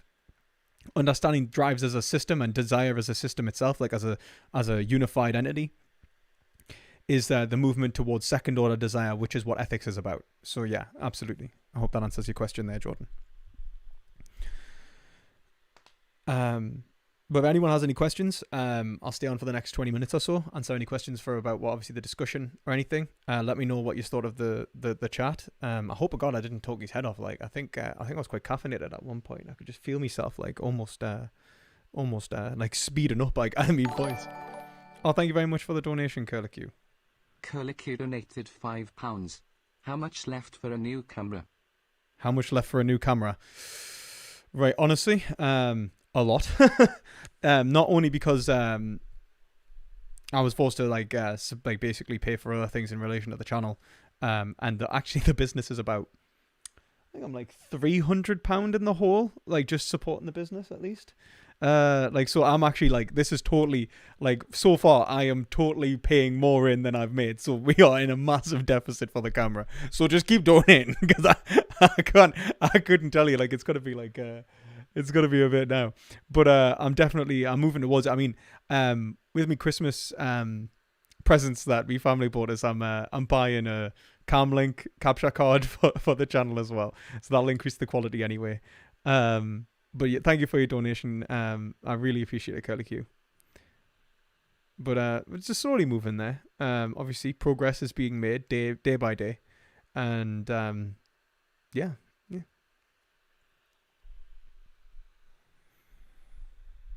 I'm starting to worry about my camera. Actually, like if you move my camera in the right way, you start hearing something rattle inside, and that's a little bit concerning. I really think that probably shouldn't happen.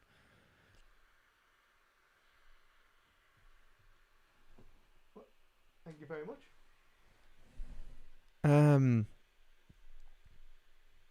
How do I define objective? Mind independent, objective of any given agent.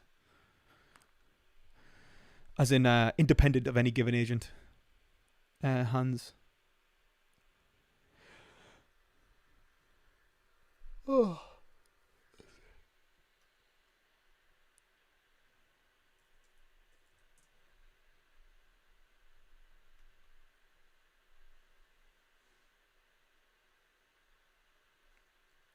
1 second.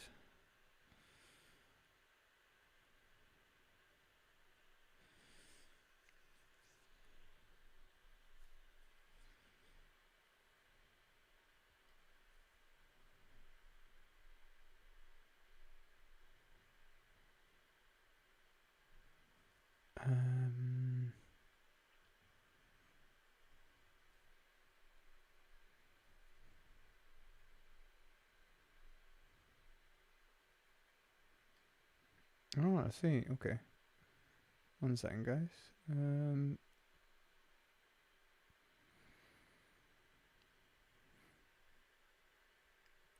Okay, and then just...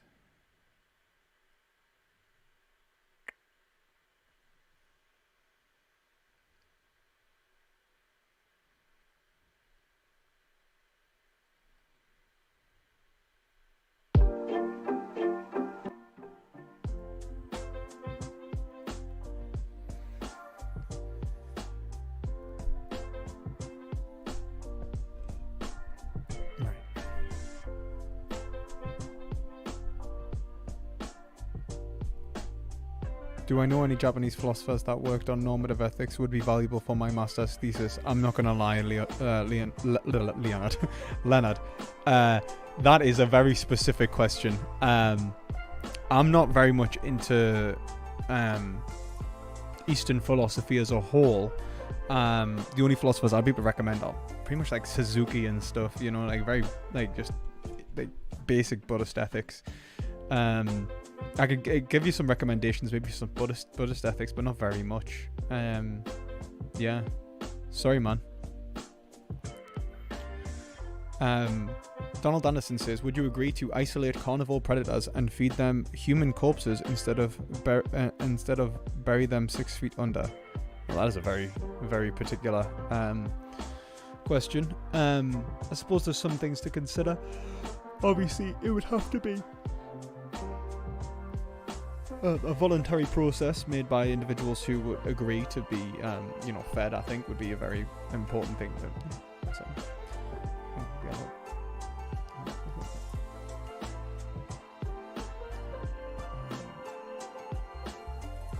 But then, there's movies around there. But then, essentially, I would say, the isolation itself becomes an issue. Whether it's even suitable for individuals to be fed.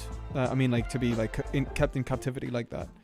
What I think would be better is just genetic modification, so that like carnivores no longer exist, and genetic modification of like the prey, so that they don't overpopulate. If we're looking at like sort of end goals, but I don't think that like even like all of this is very unlikely. Even capturing the predators, isolating them, it's just not really.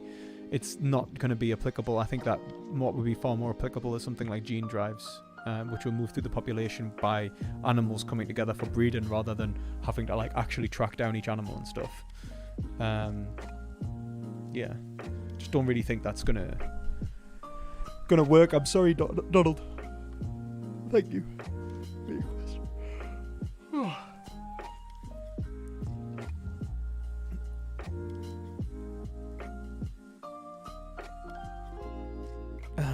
Commodifying dead bodies isn't the same as commodifying living animals. I agree, but at the same time, obviously you have to understand that, like, obviously death rituals play a vital importance towards human psyches and our society as well. So, like, just telling someone, oh yeah, like, you know, that loved one that you loved so much, we just fed it to lions. This is probably not a good idea. But at the same time, I'd prefer that than obviously slitting some animal's throat.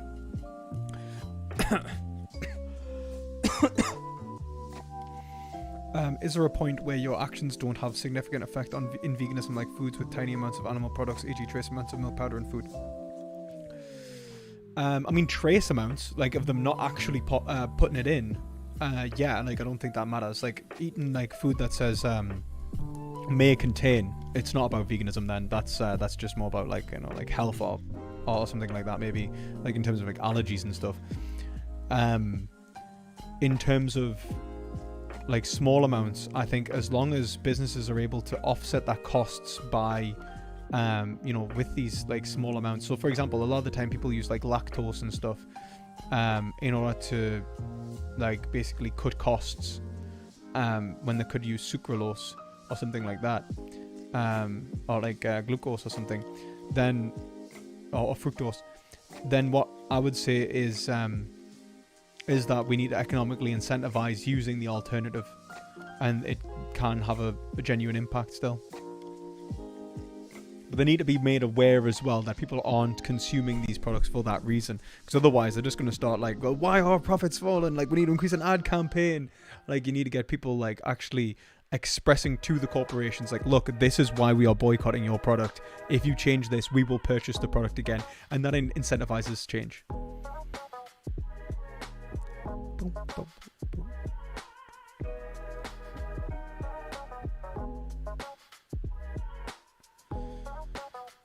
Most processes that include eating others is founded upon low-level organisms and bugs. Humans depend on it. I don't know what you're talking about, unbiased. If you mean that bugs get killed in terms of production of crops, yes, but I think that should be minimized in the type of farming that we perpetuate. So, like,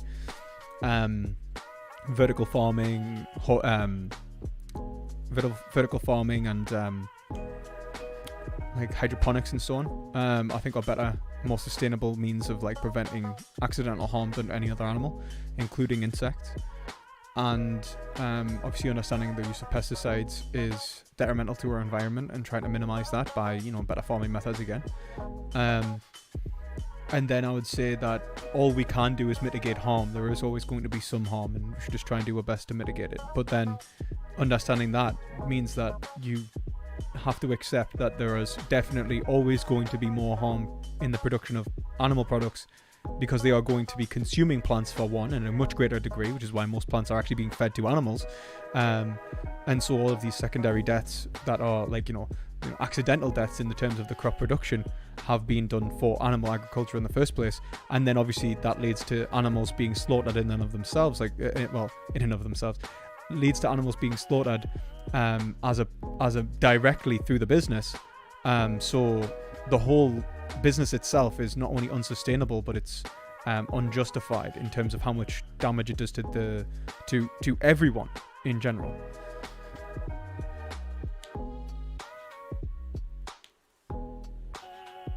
Well, birds don't necessarily rely, like, you see that birds rely on the crops that are there. You mean, like, we're propagating artificial populations of birds because of the crops that were produced? Well, then we should probably help reduce the population size through, like, you know, just trying to bring the population size down, like, as so that they don't starve. Like, you're kind of saying, like, well, we've created artificial amounts of crops to the point in which now other species are taking advantage of them. What happens when we stop producing these crops, other species will also suffer. And it's like, yes, we probably shouldn't have done it in the first place, and now we have a responsibility to try and mitigate that harm. And when we are doing so, there's going to be consequences, and all we've got to do is try and balance out our duties towards all sentient beings as great as possible. And also, it does make more and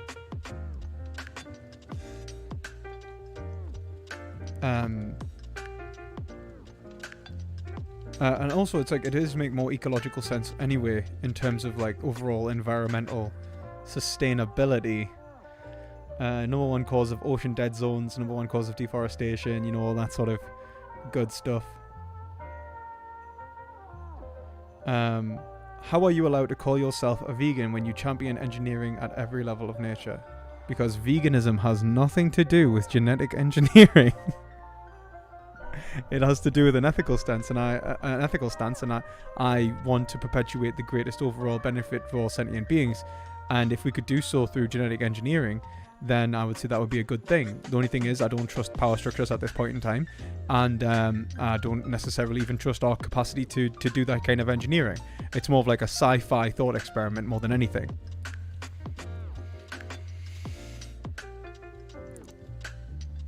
I'm discussing with someone in chat, Mr. Jimapool. Have you ever considered conservation and veganism at odds? Oh, that's not for me. Okay, never mind.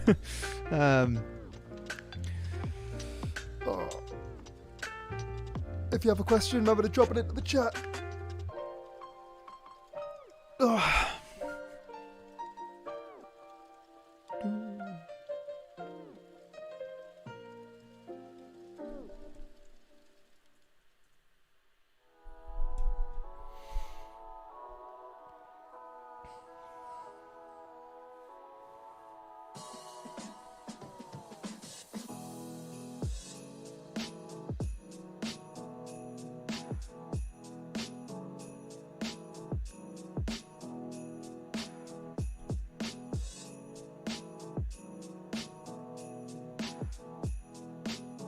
How many pull-ups can you do?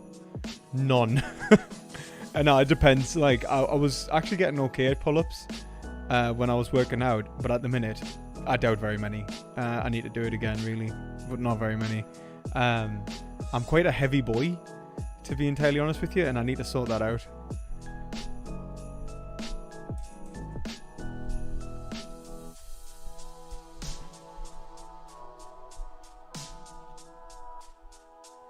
Unbiased, like, no one wants to nuke nature, man. We're trying to give, like, nature what ethics is about is the greatest expression of good and bad, not just the removal of bad. So the removal of suffering isn't necessarily going to be the most ethical thing to do when it removes all possibility of pleasure as well.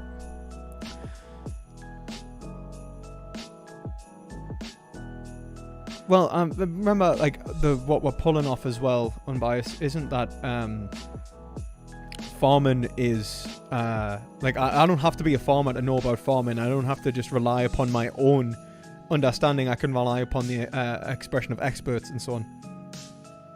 So yeah, like, I don't think that's like, how much can you bench, bro? Shit, I don't know. It's actually been longer since I've done a bench press. I was doing calisthenics, so I was like dips and stuff for my chest. I'm like considerably, I think I'm a fairly strong guy though, like, especially for the fact that I don't work out. Like I don't know why, like, quite a strong guy.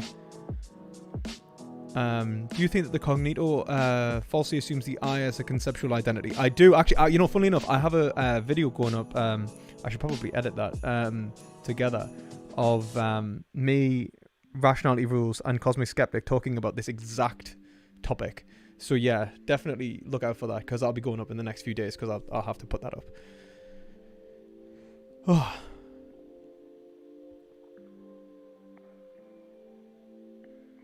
Yeah, it's also what Kant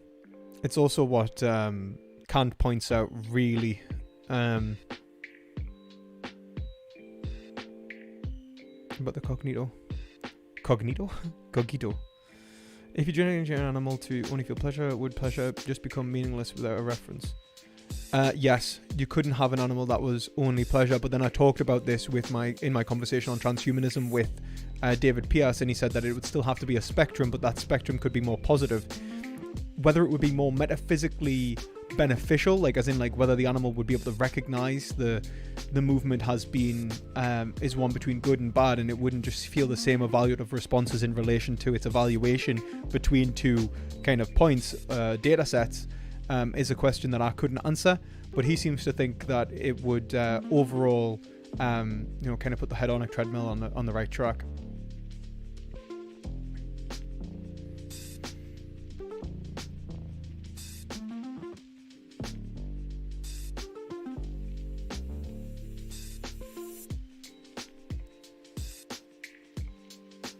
Again, if anyone has any questions, just drop them in a chat as well. Like, has anyone seen what's going on in America, man? Like, absolute madness. I could not believe what was going on. It was just crazy.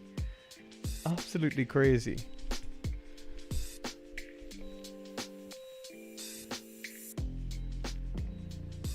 I need to check when I'm debating vegan gains as well. I don't think he's gotten back to us yet. He said that he would debate socialism, so I'm looking forward to that.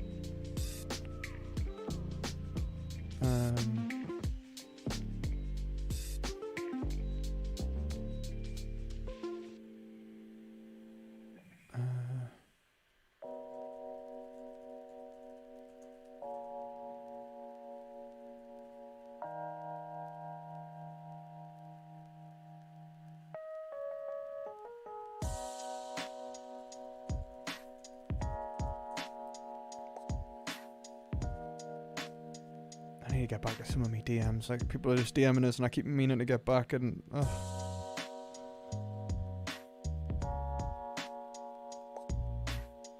4 dead after that mob stormed Capitol Hill. My god. I went into like my corner shop before, and I was like, did you see what happened in the United States and stuff? I'm like, oh my god, I know. And then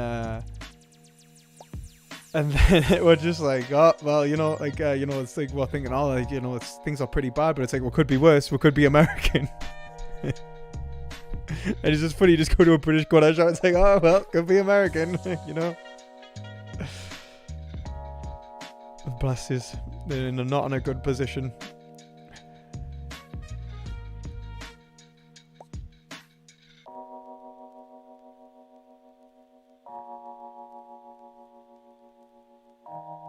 Is it okay to kill insects that annoy you? No.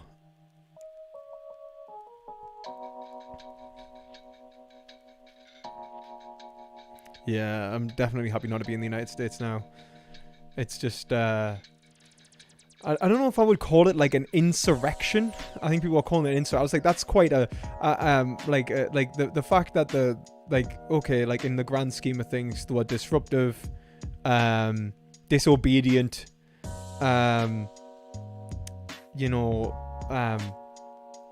idiots, maybe,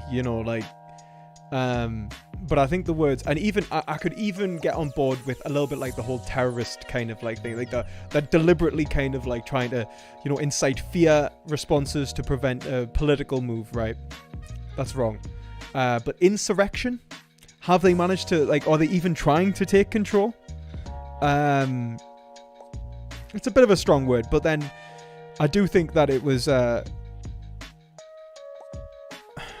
guess it's kind of like a coup or a putsch or something like that, but it's not really in the grand scheme of things, because they themselves weren't attempting to take power. They were trying to prevent the removal of power from their kind of leader. And so it's like I wouldn't want to call it like an insurrection as much as I'd want to call it like a failed coup or something like that, or even just like I don't know, man. Like, they're just a bunch of idiots for the most part, from what I've seen. Like, I was looking at them and I was like, oh my god, are they, like, it's almost like as if they've just, like, they're just, yeah, they are trying to create a situation where Trump can stay in power. So it is a coup in that respect, don't get me wrong. But, like, I don't want to say an insurrection, because when I think of like an insurrection, I think like armed insurrection, which is taking control of like the capital. But then, I don't know, man, like, maybe I'm looking at it in a very, like, one-sided, like, kind of way. It's like a meta coup. Yeah, I know what you mean. You know, it just seems to me that like these are just like the kind of people that just chill on like politically bad forums, man. Like, as in like they don't know, like they're so red pilled that they're like, oh my god, and you just like you kind of look at them and it's the same kind of people that are a bit like kind of like tankies and stuff for socialists. It's like I even saw like there was on I commented on Mouthy Infidel's post actually, because he was saying like there was someone who was a socialist and they were justifying, they were like, I don't want to call them terrorists because they're doing what we would want to do in the future, in terms of this person was a tanky, wanted armed revolution. Armed revolution. They're saying like, how can we condemn them? Well, the reality is if you're a tanky, you can't condemn them because you're perpetuating the same kind of responses towards a democratic system. Don't respect the democracy, right? And like this is an issue that I think that's just so hypocritical. You'll see the same kind of behavior would be perpetuated by the opposition in terms of the far left. It's just so much that I think the far right are a little bit more politically motivated and more easily antagonized and kind of worked up. But like in terms of like ideology, like political ideology, there's very little difference between a tanky communist, like an authoritarian communist, and an authoritarian fascist. Like there is no like there's no real difference. Which is why like we usually describe, like, rather than like right and the left in terms of like a linear line, it's better to describe it like a horseshoe in terms of like actual political behaviors.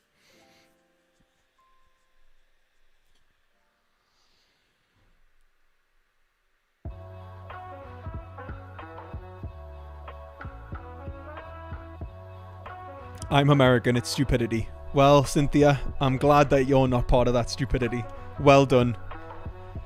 If only more people came and watched Perspective Philosophy rather than stormed Capitol Hill, what a society we would have, yeah?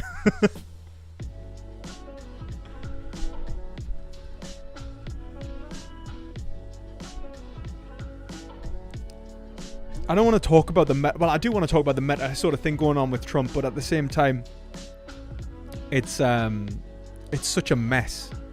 I do think he's a very dangerous guy, and I think he's perpetuating what could be a civil war and undermining their quote-unquote democracy. I mean, it's not democracy in the first place, but whatever. You know, that Republican democracy, whatever the hell you want to call it.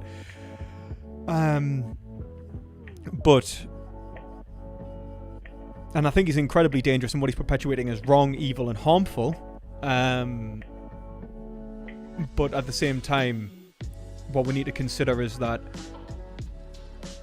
we can't put this kind of political divisionary thinking solely on the one man who's taken advantage of it, and perhaps using like means online as well, especially to perpetuate misinformation and take control of like hate groups and like easily radicalized and vulnerable people a lot of the time. Like these people aren't capable of like, you know, critical thinking. They're maybe overly scared and anxious, hyper vigilant even, and so like people are being motivated by forces which are ideologically prior to Trump, and I think he's kind of jumped onto this in the first place. I think that painting Trump as like this overall arcing enemy of the left is just like, it's just a bit naive. Like he's representative of a deeper ideological problem, and I think that's what we need to remember.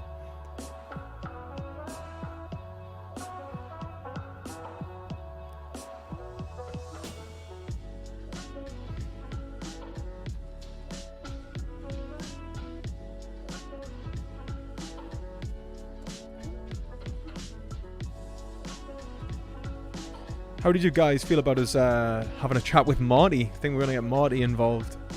I'll stay on for like another 30 minutes, maybe play some Fall Guys with Marty, and we can have a chat, and obviously, yeah.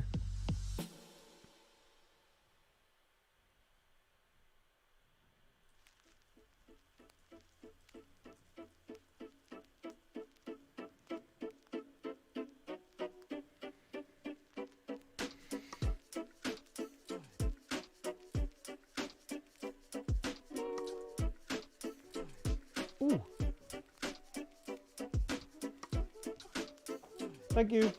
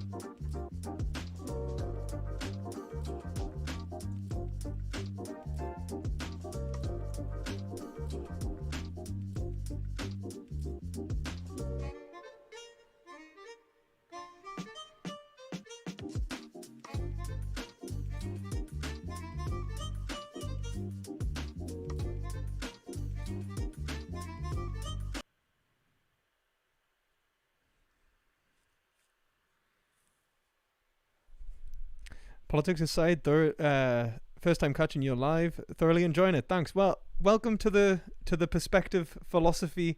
I don't know what I'd call this. Any suggestions, guys? What shall we call ourselves? The perspective philosophy, like what? What is it? Oh, is that Marty? Yo, yo. Hi, Marty. So, yeah, how you doing, man? I'm doing pretty good, man. I just started some Fall Guys, basically. So I've been also reading a really good book by Michael Thompson called Life in Action. Oh, I've never read that. What's it about?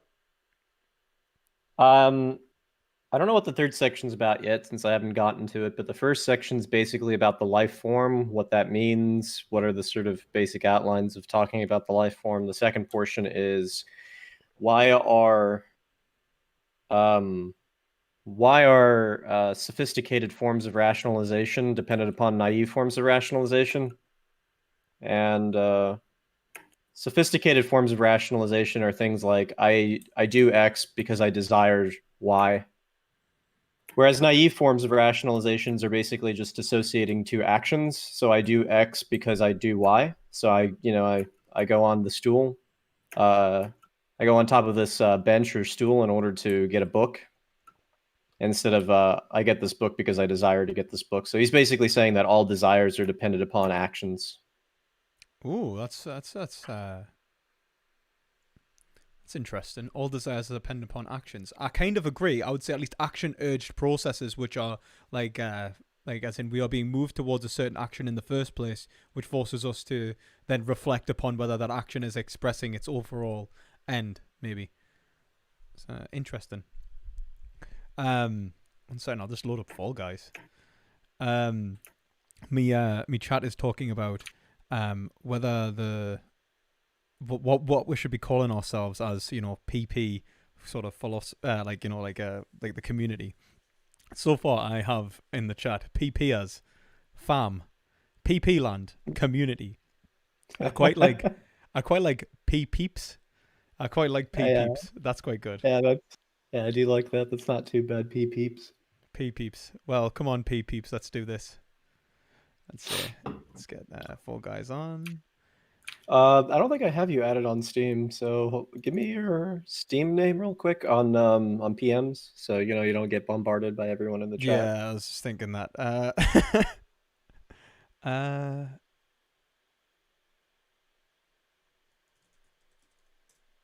I saw you talking to that one guy. What's his name? Mouthy Infidel. Yeah, Infidel, Mouthy Infidel or something. Yeah, Mouthy Infidel, man. He seems like a nice guy. I hope you enjoyed the conversation. I don't know if he like resonated with the whole vegan argument or whatever that. But we'll see. Like, really, I do hope so. Anyway, like, we'll see how it kind of goes. Let me exit this game. Yeah, I had a conversation with your friend Shadow. Oh yeah, Shadow. Yeah, you were saying that you had a conversation, and that like you shared some of it, he shared some of it. He's approached life in a very different way. Yeah, I think the first thing he basically asked me, with respect to our disagreement, was why do I even believe in categorical imperatives? But I kind of dodged that question because it's just like it's not even about veganism at that point. That's just about like whether or not I believe just that we can make moral statements whatsoever that are truth apt and all that are. Me and Shadow never get past metaethics. Every single debate we've ever had has begun and ended in metaethics. And this is on veganism as well. We don't ever get past it. He's a nice guy, but he's disgusting. Well, disgusting metaethics. We just bypassed that question. Hold on, I need to add you as a friend. Let me see your name right here that you gave me. Okay, cool. I just wanted to bypass that question altogether so I don't get into another one of those. Okay. Bogged down. Find you. Hold on. Okay. I think I added you. So I just went to. I don't think I gave you the entire conversation. So what did I get to him about? I want to see how that conversation started again. It's been a little bit. Well, actually, in the meantime, I'm going to take like a 2-minute break before we start a game, if that's okay. So, 1 second, guys. Do you mind if I just play some music as well? Just on the, like, just if you just want to mute me, if I just want to leave me stream without anything kind of nice going on in the background. Oh, that's fine. I don't mind. Is that okay?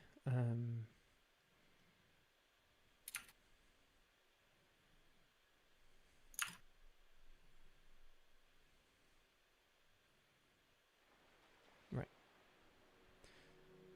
2 minutes, guys.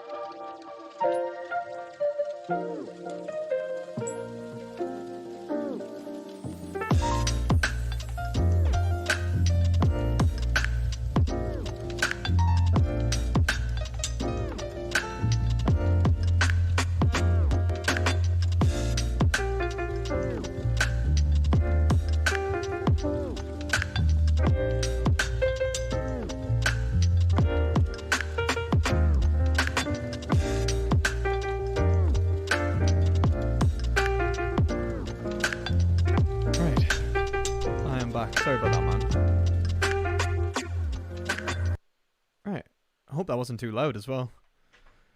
It was just for a second there. I had to turn you down. Yeah, I got back and it sounded louder. I don't know if it was because I knocked me knocked me whole like setup over as I stood up. I don't know if it's like changed anything. Yeah, one second. I think if I was to invite you, it might show your name. One second. I'll just well, I've I'm clicked gonna off so have that to- it's just like no one can see my side of things. If you want, Yeah. send me yours and I'll invite you if you'd prefer. No, I also disabled mine for real quick. Did you accept my friend request? I'll check now. 1 second. Ah, here we go.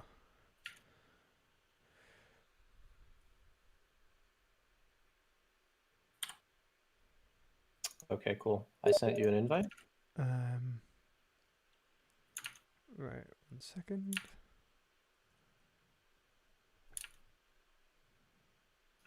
Here we go. Right. Hey, you look class, man. Do you like my cat girl? Yeah, it's actually pretty dope. Right. I don't know. I don't know what the last thing I was saying was. Just make sure I don't Oh dox yeah, you. the shadow conversation. Yeah, I need to go look at it again. I'm just I gonna make think sure. it ended up being a conversation about action theory and identity, and he doesn't think that animals have a sense of self-consciousness. Yeah, he argues that they are phenomenologically incapable of having. Well, it seems that he kind of agrees sometimes with them having a ready-to-hand experience, but then says that there's no need to value that. I don't understand why, just because the argument doesn't make any sense to me. He also says he doesn't believe in anything that the mind has is an irreducible property except qualia. But if that follows, then he doesn't believe in agency whatsoever. He just believes that we have the qualitative states. And that would just then follow that would just have a perfect symmetry with animals. So I don't understand how he has this argument for this asymmetry argument between animals and human beings, and at the same time only believe that qualia exists as a sort of irreducible property of the mind. So I agree. I mean, I don't agree. I'm not convinced by his position at all. If I'm honest, like, no offense, Shadow, if you're watching, but he knows I disagree anyway. We've had enough discussions in that.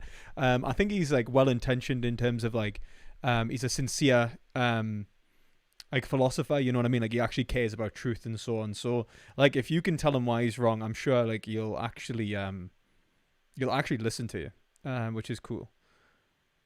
he also thinks that transcendental arguments are the same thing as appealing to consequence, but that would only be true if what is being appealed to as a consequence is contingent instead of necessary. So I don't understand that. Honestly, I would happily like I mean, hell, I would even host the debate if you want to have one, because it'd be interesting. To be entirely honest with you, I wonder why my chat's not popping up here. I should be able to see me chat. My God, this is hot. 1 second there.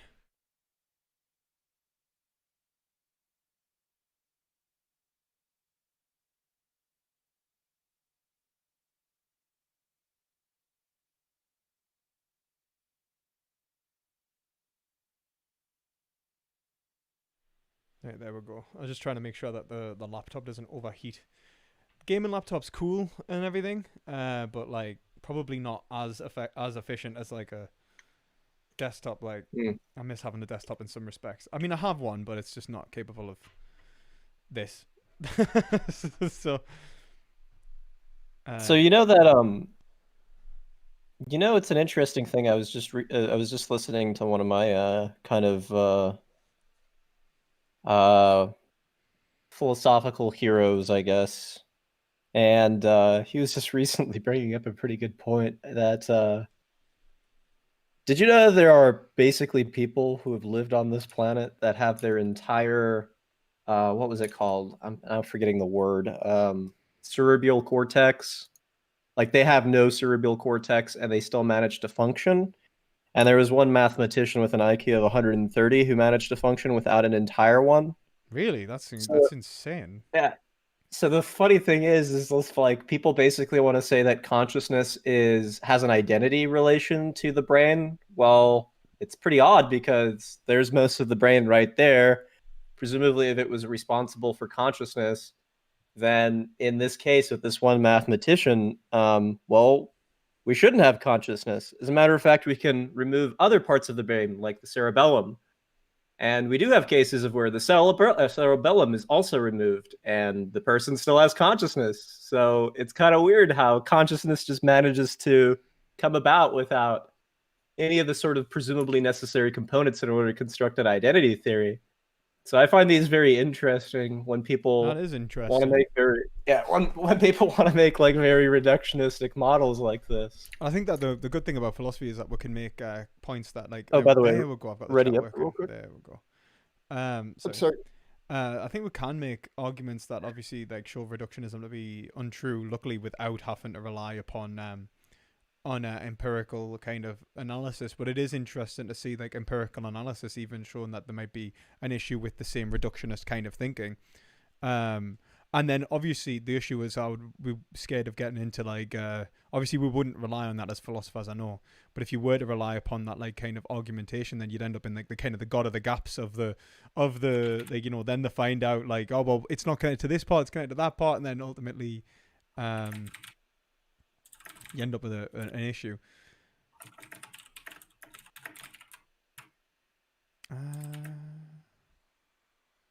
One of my friends basically said, "Well, they all had a brain, Marty. They just had significant reductions of the brain." But if I understand the identity theory of truth to be true, is that they're trying to match or correlate to functions or mental states basically to brain states. But if there is no correlation that's one-to-one in this scenario, then that identity relation fails. And there always seems to be a problem with one of the many and one problems within identity statements like this in neuroscience, right? So there's multiple brain parts that can do the same type of function and different types of functions that can use the same brain part. Yeah, So there doesn't seem to be there doesn't seem to be a one-to-one identity relation at all. It seems like all sorts of weird things can give rise to consciousness and different types of functions and different types of behaviors. Yeah, I think I'd probably agree with that, and I think that even like we've seen like significant changes in terms of like for example in people's brains where they managed to train parts of their brain to become more developed and capable of doing functions that were only attributable to another aspect of their brain. So we see that like actual function of their brain sort of move location.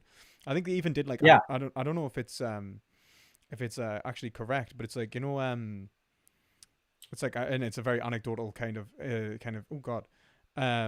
anecdotal kind of claim, but you know, Stanley's Superhumans. You ever watched that? No. Oh well, it was all right. And there was a guy in there who the thought that he's like sort of math center, like he's like where we'd be doing like equations and stuff, had moved to where like eye control was, and so his ability to do maths was like massively enhanced by the increased like neurological density of like that area, because obviously it's supposed to like be performing like more complex functions. And so that was like an example of like someone's like the functionality of like someone's brain, like in one case like genuinely like supposed to have moved location. Although like I like obviously I don't know whether that's actually the case, like, and I have no idea, but it's interesting to even see that like obviously different parts of the brain typically seem to adapt to people who've had strokes, people who've had various brain damages, and obviously like that guy had like a massive portion of his brain actually removed. It is incredible. Yeah, so I mean, in the same vein of the study that I was talking about the entire upper portion of our brain being gone, there are some cases of where people have lost 90% of their brain and are and still have consciousness and still are able to actually function and have an IQ over 100. 50% of the cases of people who lost 90% of the brain can do that. And I can't remember, although I had a conversation with one of my friends, they think that this is maybe related to like white and gray matter. I think that's what it was called in neuroscience. It's been a while since I've taken neuroscience classes. But I found that also very interesting is that we can lose a huge portion of our brain and still be able to adapt quite well because of neuroplasticity. Yeah. So, and it seems more and more apparent to me that, making sense of the mind can't be done through sort of a modularity thesis of where we localize a certain type of neural component with a certain type of function or mental state, but it would have to be but it seems as though how we have to wrap our mind around the brain is functionally as well, and that seems to be the case with most of biology. Yeah, I would agree. I think that like as if the brain isn't necessarily it has a function to it, and so adapts to perform the function rather than the function being inherent to the material. And being expressed through like a certain particular lobe of the brain or something like that, which is is interesting. Yeah, we can. This kind of gets into hylomorphism and kind of vindicates, I think, Aristotle. That's interesting. I mean, the thing is that Aristotle as well. Like, I actually saw someone call him the most important thinker in Western philosophy the other day, which is shit, I lost. Are you still in? Oh, I got first place. Oh, you cheeky git. But yeah, like yeah,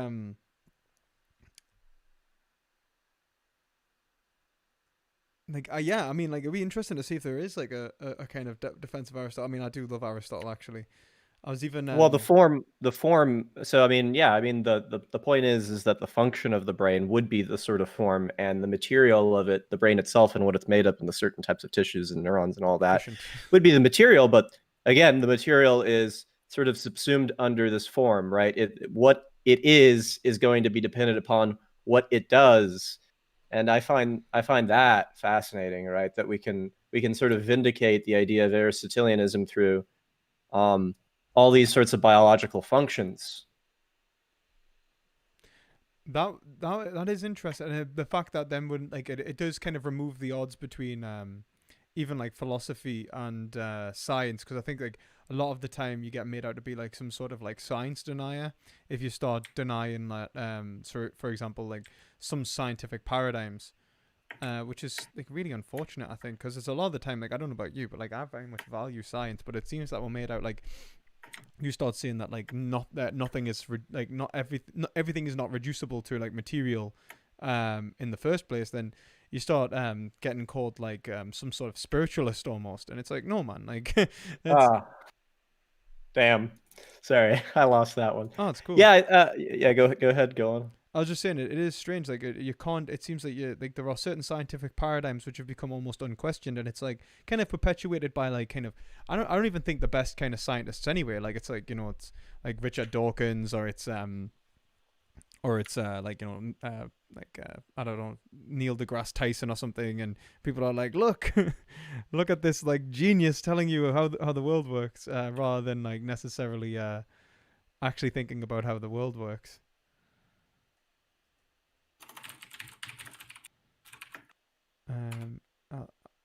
I've left the show now, but I don't know if we're in the same party anymore.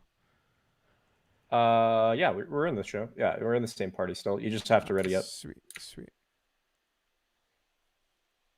I was trying to also cool my bloody laptop down. I checked the temperature, the CPU temperature there, and it was nearly 100 degrees. Oh damn! Yeah. It's like Jesus Christ! Like I actually burnt my finger on the fan, like on the like thing there. So I'm just trying to cool this down. I don't know if it's like I need one of those like laptop stands or something. If anyone's got any suggestions on how to cool a laptop down, please let me know. So I like PP acolytes, and I also like PPers. So, actually I like peeps. I don't like the first one that much. The acolytes, that's it's like you're running a cult or something like that. This is a cult. What are you talking? I like peeps actually. Peeps. So would you end up disagreeing with Mouthy? Sorry, I forgot his name again. Mouthy Infidel. Yeah, Mouthy Infidel. I don't think we necessarily disagreed so much as I don't think he knows very much about like sort of vegan ethics and like the economics behind it necessarily, and so I don't think he said that he's well read enough to like kind of disagree with it. And obviously I tied that into like a value set that I think's like anthropocentric, and said like, look, if you agree that like, value in animals, he already values animals. He said like if he had political power that he would ban animal products. And so I kind of took that into like right into consideration. I'm like, right, well, if he would ban animal products and he already values them, so then like, if I was to make the same scenario with humans, like the North Atlantic slave trade, or like the Atlantic the transatlantic slave trade rather, then he should basically come to the same scenario that like if he's if it's so inconvenient to life and he feels like he doesn't have any like sort of political control, then he would be okay with buying a slave under the same circumstances. But then he said that he thought there was a difference, but he didn't really expand upon why necessarily. But he did say that he would have to go and do some research of his own to find out whether he was like justified in making the distinction and stuff, I think. So but I at least appreciate that he was willing to come on and have the conversation. He seems like a nice guy. He's also quite young as well. He's like, I think he's saying that he was too young to vote before like the last election, I think. So like he's probably like, maybe he's like 20 or something. So like, yeah, I saw him. Yeah, I saw that he went on Modern Day Debate, which sounds like it's god awful. well, this is But he was on Modern Day Debate, and he was debating one guy on socialism, and then in the very end, he said something like, someone asked him about Venezuela, and I can't remember what other country, but basically the capitalist's favorite whipping boy in terms of countries. And he had some sort of response about how these countries didn't correlate with what he thought socialism should be about. And the guy replied with, well, there it is. It's just like, just not my socialism. All other forms of socialism that have existed. And we know that they're complete failures, but the ones that he's made up in his head isn't, it was the only true socialism, and no socialism has actually occurred before. It's just like that argument is so incredibly bad. It's just so incredibly bad. And but it's just like, I don't. Sorry. Yeah, no, go ahead. I was just gonna say, like, I mean, like, I'm critical of, like, for example, the way in which, like, authoritarian regimes, for example, if you look at, like the USSR and stuff, and I hate it when people just instantly say, like, oh, you're a socialist, so you agree with, like, the Bolshevik revolution, like, not necessarily, like, but, like, at the same time, like, I do think it's, like, the Norse true Scotsman fallacy almost sometimes, where it's like, oh, every kind of socialism except for the socialism that works. But the issue is that we're not willing, like, we're not capable of trying other kinds of socialism. And I think Richard Wolff shows, like, a really good point where it's like look, like, capitalism didn't work straight off the bat, there were multiple failures in capitalism that nobody mentions. Like, it just didn't work for like the longest time. Oh yeah, I mean, Richard Wolff was also the person that basically mentioned, like, look, I mean, I could pick countries of where there's economic poverty and capitalism exists in them. Does that mean that it's because of capitalism? No, it's because of other historical conditions. It's because, other shit has happened in this. Ooh, oh no, I fell. Other shit has happened, like, I don't know, they had prosperity of oil trades of some sort, and now they ran out of oil. Well, what's going to happen? Like, the country's obviously going to fall because of that. That's exactly, I think, what he said happened to Venezuela. I don't know too much about the history of that, and so I think can't Venezuela speak on that as well. There's a lot of wealth that left Venezuela as well as soon as it like kind of converted economically, and that seems to happen a lot. Like, you've got to remember, like, all of this is happening in like a global capitalist system, and so like the globalized economy like affects the way in which, like, if you go like socialist, how the country will actually be able to succeed within the global economy, especially if it's like isolated through like sanctions and stuff like Cuba and so on. But I think as well, like, I think we make these like economic distinctions between like capitalism and socialism, but then we don't take into consideration like the way in which government and the state is run. And I think that's of like vital importance. Like if we don't, oh my god, I'm getting bad at about. Like, if we don't like, oh, that was terrible. If we don't take into consideration, like, the overall like overarching goal of the state, then we're just going to end up like kind of assuming. Oh, we're just kind of going to end up assuming that every sort of like capitalist society, every sort of like socialist society is going to be the same, when in reality, like the policies that the government are popping out, or the way that the market is functioning, is just not going to be like equivocal. And I think that's like a good example is like the difference between, let's say, the social democracies of like Scandinavia, which are capitalist, and the United States.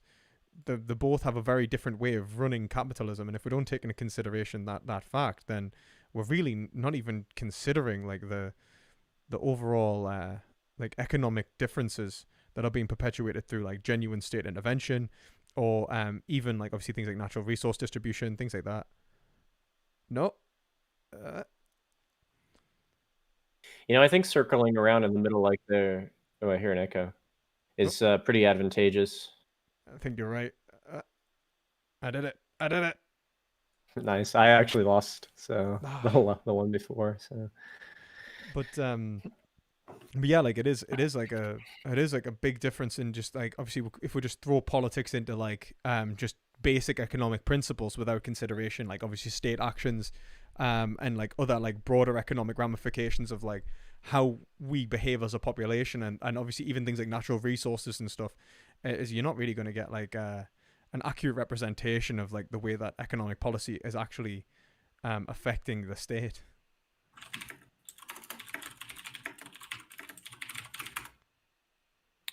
My God, 86 degrees for my GPU, 98 degrees for my CPU. I'm genuinely worried that my laptop's going to melt.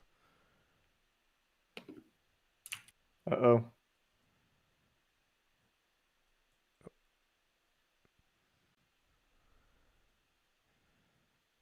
Oh. Sorry, that blue person.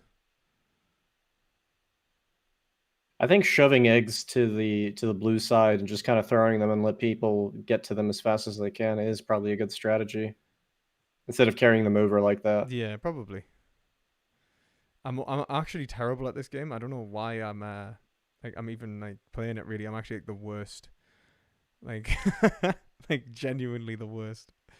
I don't know how I'm even this far. Like normally, I think I just get places in this game by accident, like where I'm just like fortunate more than anything. I'm gonna go and steal things now for reds, even though it probably makes more sense to just sacrifice the yellows.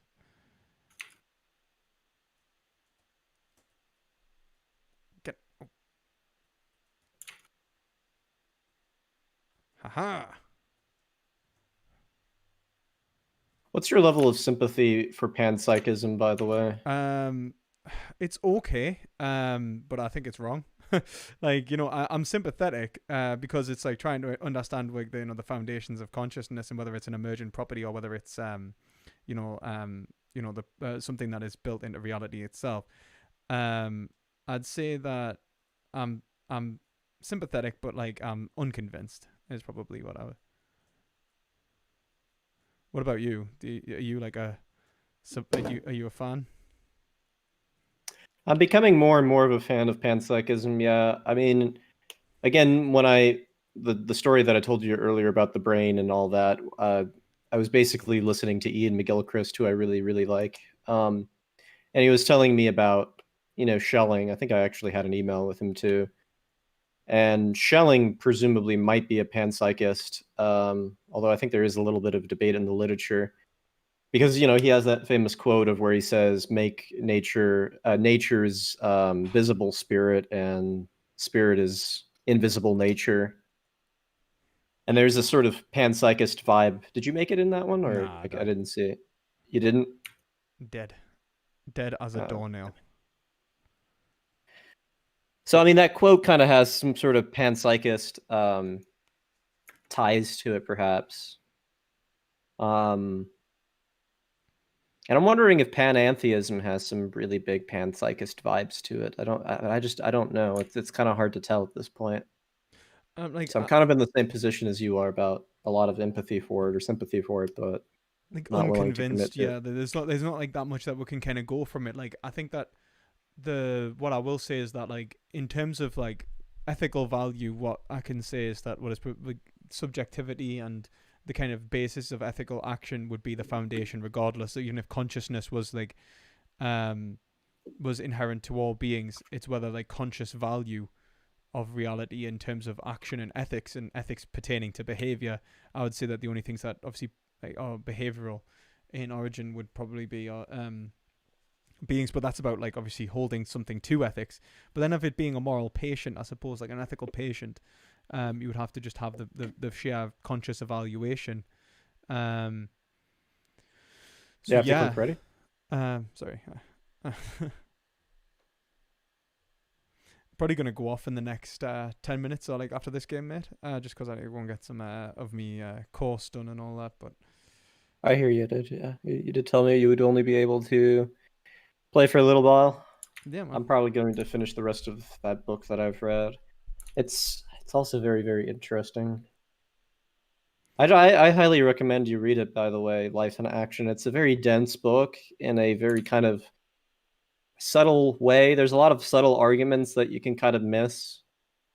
But once you sort of understand them, it's kind of, I think, very difficult to argue against them.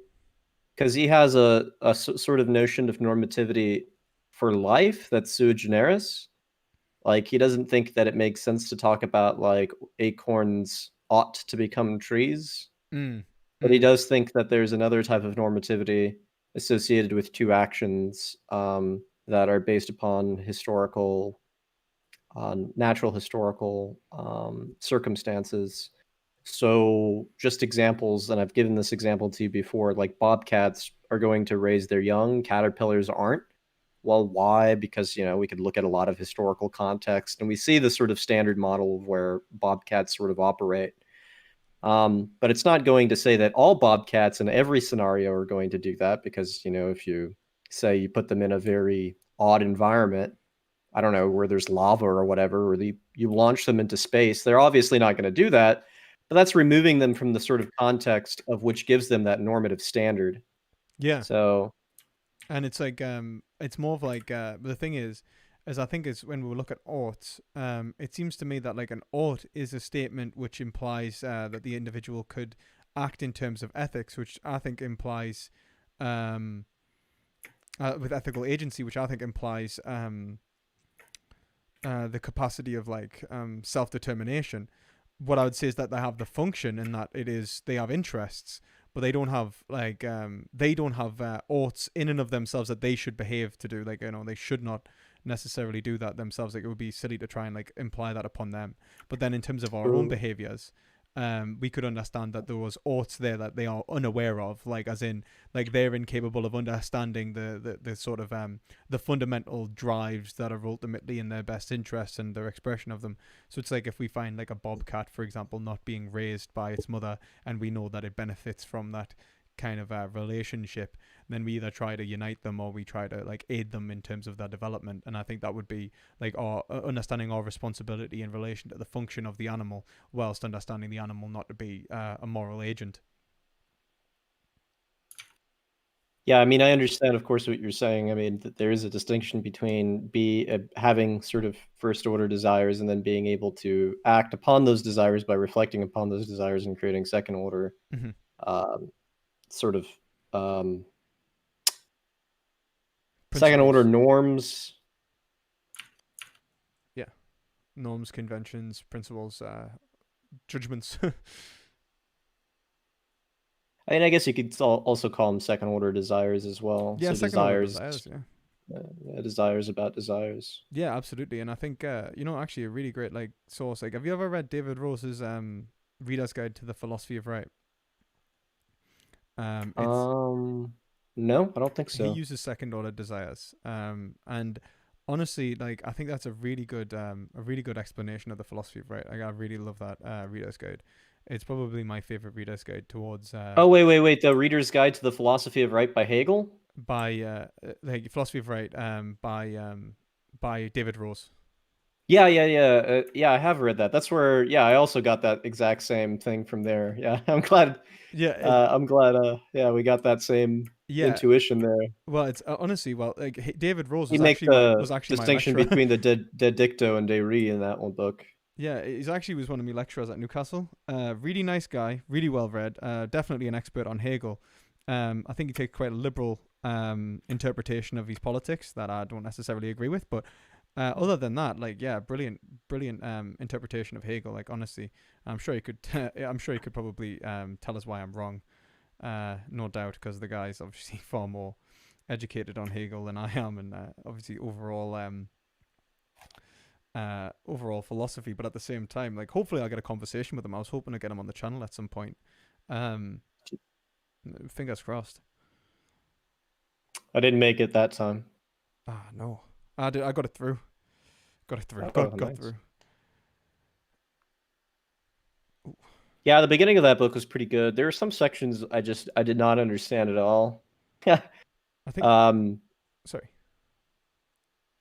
No, I mean, yeah, there's just some sections that I found pretty difficult in that book altogether, but it was a pretty good overview of the philosophy of right.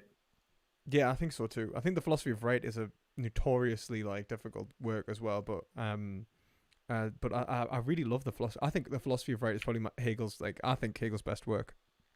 I really love the philosophy of right. That, I mean, like, the science of logic's great as well, and obviously the phenomenology is like obviously just like, you know, just basically the bread and butter of it, you know, of his whole stance. So like, if you want to understand it, obviously the phenomenology includes pretty much everything, and it's just like this overarching view. But I think that the philosophy of right like kind of hones in on those kind of like difficulties that I think people were having on with the phenomenology. I really love the philosophy of right, and the importance of like understanding right to be obviously in the Hegelian, but in the German to be like obviously an expression of lawfulness, and that lawfulness should represent like the absolute spirit and stuff. It's just like, I love it. I guess the only issue I have with the philosophy of right is just these political end game is just I think to be entirely honest with you, it's just like I thought that was you there, but you're right. It was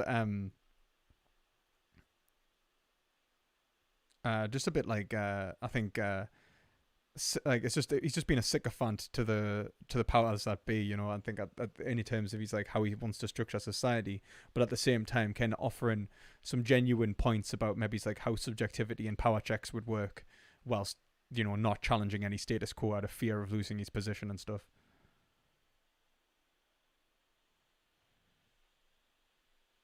So you're talking about the philosopher who made that book, and Oh no, I'm talking about Hegel. Oh, okay. Like, So the philosophy of right, like, I'm saying, like, I think that Hegel's a bit of a, I think he kind of sells out his like, I think in terms of like his overall like applied politics is a bit like he's just been a bit of a he plays lip service to ideas, but then tells you not to do them almost because he I think he's scared of like challenging the status quo. Yeah, I'm not sure. I'm not familiar with the history enough. Is it still Prussia that Yeah, it's he's Prussia. a part of? Yeah. And so I forgot who the current king would have been at that point. Yeah, same actually. I can't remember who the current king was at that point, but I remember like I've read a few takes which have showed that he might have been like quite like scared really to kind of go against the kind of the power of the system, and like his whole philosophy seems to point towards quite a democratization, and instead he's kind of you know, proposing the opposite. He's proposing the like kind of this idea It of might a be king, of a monarchy. Frederick William III. It looks like so. Yeah, I guess I'm sorry. Go ahead. Oh yeah, he's kind of proposing this. Oh shit! Oh damn it. I'll probably go after this. I'll probably go in a second anyway. But he's kind of proposing this this state where, you know, we'll listen to the monarchy, and it's this this type of power structure. Yet his whole philosophy seems to point towards increased democratization and public engagement and institutions being the foundation. But then again, his political economy seems to be built between like public forces being pitted against private forces in a way that's power checking each other, and then ultimately the absolute spirit is represented in the will of the monarchy. But it seems like he's rejecting even the subjectivity of the monarch. Like the monarch themselves becomes almost an empty vessel for the absolute spirit, where he represents public opinion and keeps everything in line just for public opinion. And so the monarch becomes nothing more than a public servant anyway. So it seems like he's promoting what seems to be counter to what was actually around at the time. Like, he doesn't want a single sovereign to make decisions based on their own caprice. He wants the sovereignty of the country to be the hand of the people, but without saying we want a democracy. Do you know what I mean? Like, he wants this kind of like pseudo monarchy, which is actually democratic in origin. It's kind of weird.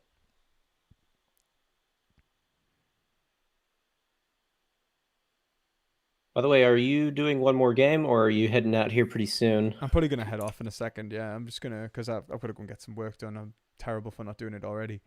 And also my laptop's starting to, I think Overheat. I think either overheat that, or it's just gonna like continue to like heat up until it like melts through the book on me knee and then onto me. But yeah, like but it's been nice having a couple of games in that, man. I've got loads of kudos and stuff, and I don't even know what to spend them on. Like, Kudos? Oh yeah, I don't even spend them either because I just been kind of waiting until like there's a really cool costume that I really want, but it hasn't happened yet. yeah, that's And the I'm thing. not. I found the cat girl one. I was like, yes, yes. Do you have the sparkly whale right now that's under the buy menu today? I'm wondering if it's like different for everyone or if it's the same. No, I'll check. Actually, I'll go back on.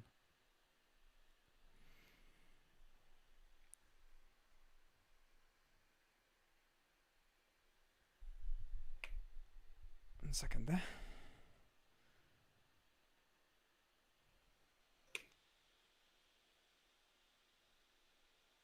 Bloody hell.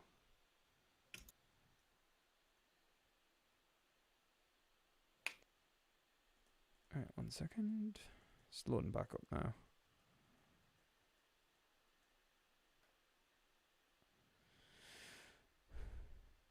Oh, loading.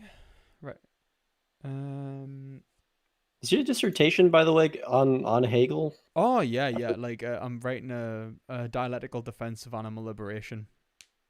So Okay, using Hegel. Hegel and veganism, man. My life, you know. That's funny. How much have you read any Schilling yet? Or is that something that you plan on doing? It's something I plan on doing. I keep meaning to read more and more of everything, and then my reading list grows and grows, and I never really seem to get anywhere. I highly recommend reading Schelling if you're studying a lot of Hegel, man. There's some really interesting ideas in Schelling. I mean, it's basically the earlier forms, sort of the earlier vestiges of their natural philosophy, which is sort of what I've been wanting to do my dissertation on to some extent, if I get into the PhD degree. Yeah. But yeah, I mean, it's not even there necessarily where it all begins for Schelling, because Kant definitely has a natural philosophy, which I think is which kind of starts off, which basically starts that ball rolling. Mm-hmm. So, well, I think as well, like I have actually engaged with Schelling a little bit, like but like very like only like very small amounts, and it was like back when I was an undergrad. But I know I need to read Schelling. I need to read some of the young Hegelians, even like what's he called again? Oh no, wait a minute.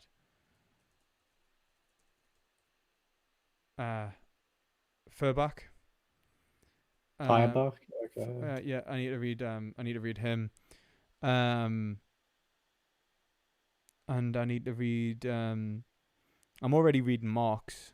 But I need to reread his critique of Hegel. I think, you know, just to kind of respond to like the critique, and then critique his materialism as well. But I haven't read his. I didn't even know he had responses. I know Engels does. Engels has an entire book basically on natural philosophy and like a response to Hegelian philosophy, but when I saw it, I was just like, this is. I didn't read almost any of it. I read like 4 or 5 pages, and I was just like, this is just kind of like bad. It's just I don't know. I don't understand like why he thinks this is a critique of Hegel. But You might feel that way if you read Marx's as well, but I think Marx's is kind of better. Marx, I've just sent you the Marx's critique of Hegel's philosophy of right. And basically he's basically given a hegemonic critique from what I remember. It's like, okay, people produce institutions, but also institutions produce people, and understanding that fact shows that the material conditions from which people are engaged in almost a thrownness into reality. And I think Heidegger kind of like puts this in more like more like idealistic terms. Like that thrownness, the position in which they are entering the world, determines the way in which they are approaching the world, just as much as the way in which their psychology develops in relation to their own reasoning. And like understanding that like kind of leads on to the problem of ideology, and like philosophers like Slavoj Žižek and stuff like that, which I like, which is probably where I'm most engaged.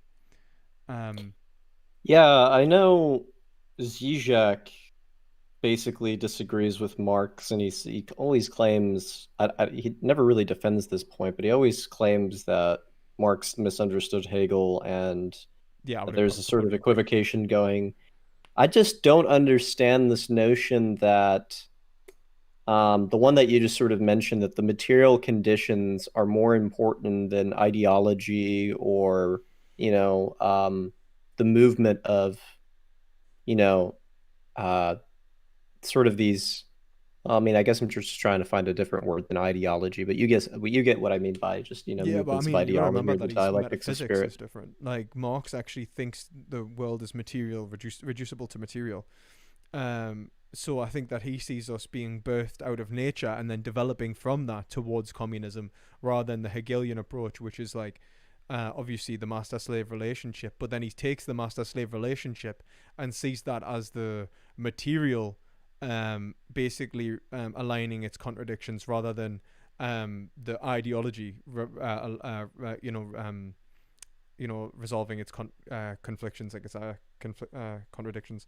And I think So, that's so what do you basically. think is exactly wrong with Marx's critique of Hegel? I would say that Do you, his critique of Hegel is wrong in the sense that he's metaphysically wrong, and like the instantiation of reality being purely material and reducible to material, for one. And then I would say that he's also wrong in the sense that he doesn't understand the active participation of the agent to produce the material from which is confining them, and so sees an individual's ideology as producing their consciousness, whilst in actuality they are just as much a product of that.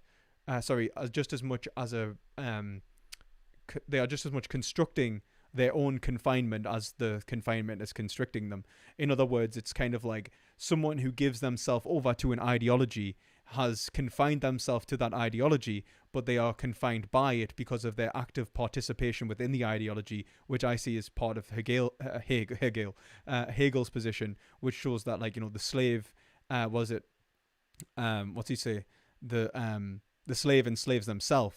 It's not like he's saying that the material conditions of slavery are not confining, but he's saying that the ideology of being a slave, of accepting yourself as that like kind of normative position, is part and parcel a choice, and you can always reject it and become a freedom fighter, and like genuinely move your ideology to, in the same material conditions, express a different ideological position.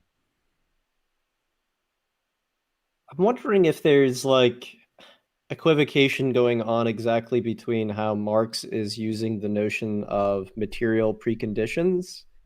I Maybe. have heard from many people that saying that doesn't amount to the same thing as, because I don't know enough about Marx, but I heard that a lot of people say that talking about those material conditions is not the same thing as talking about like standard forms of materialism.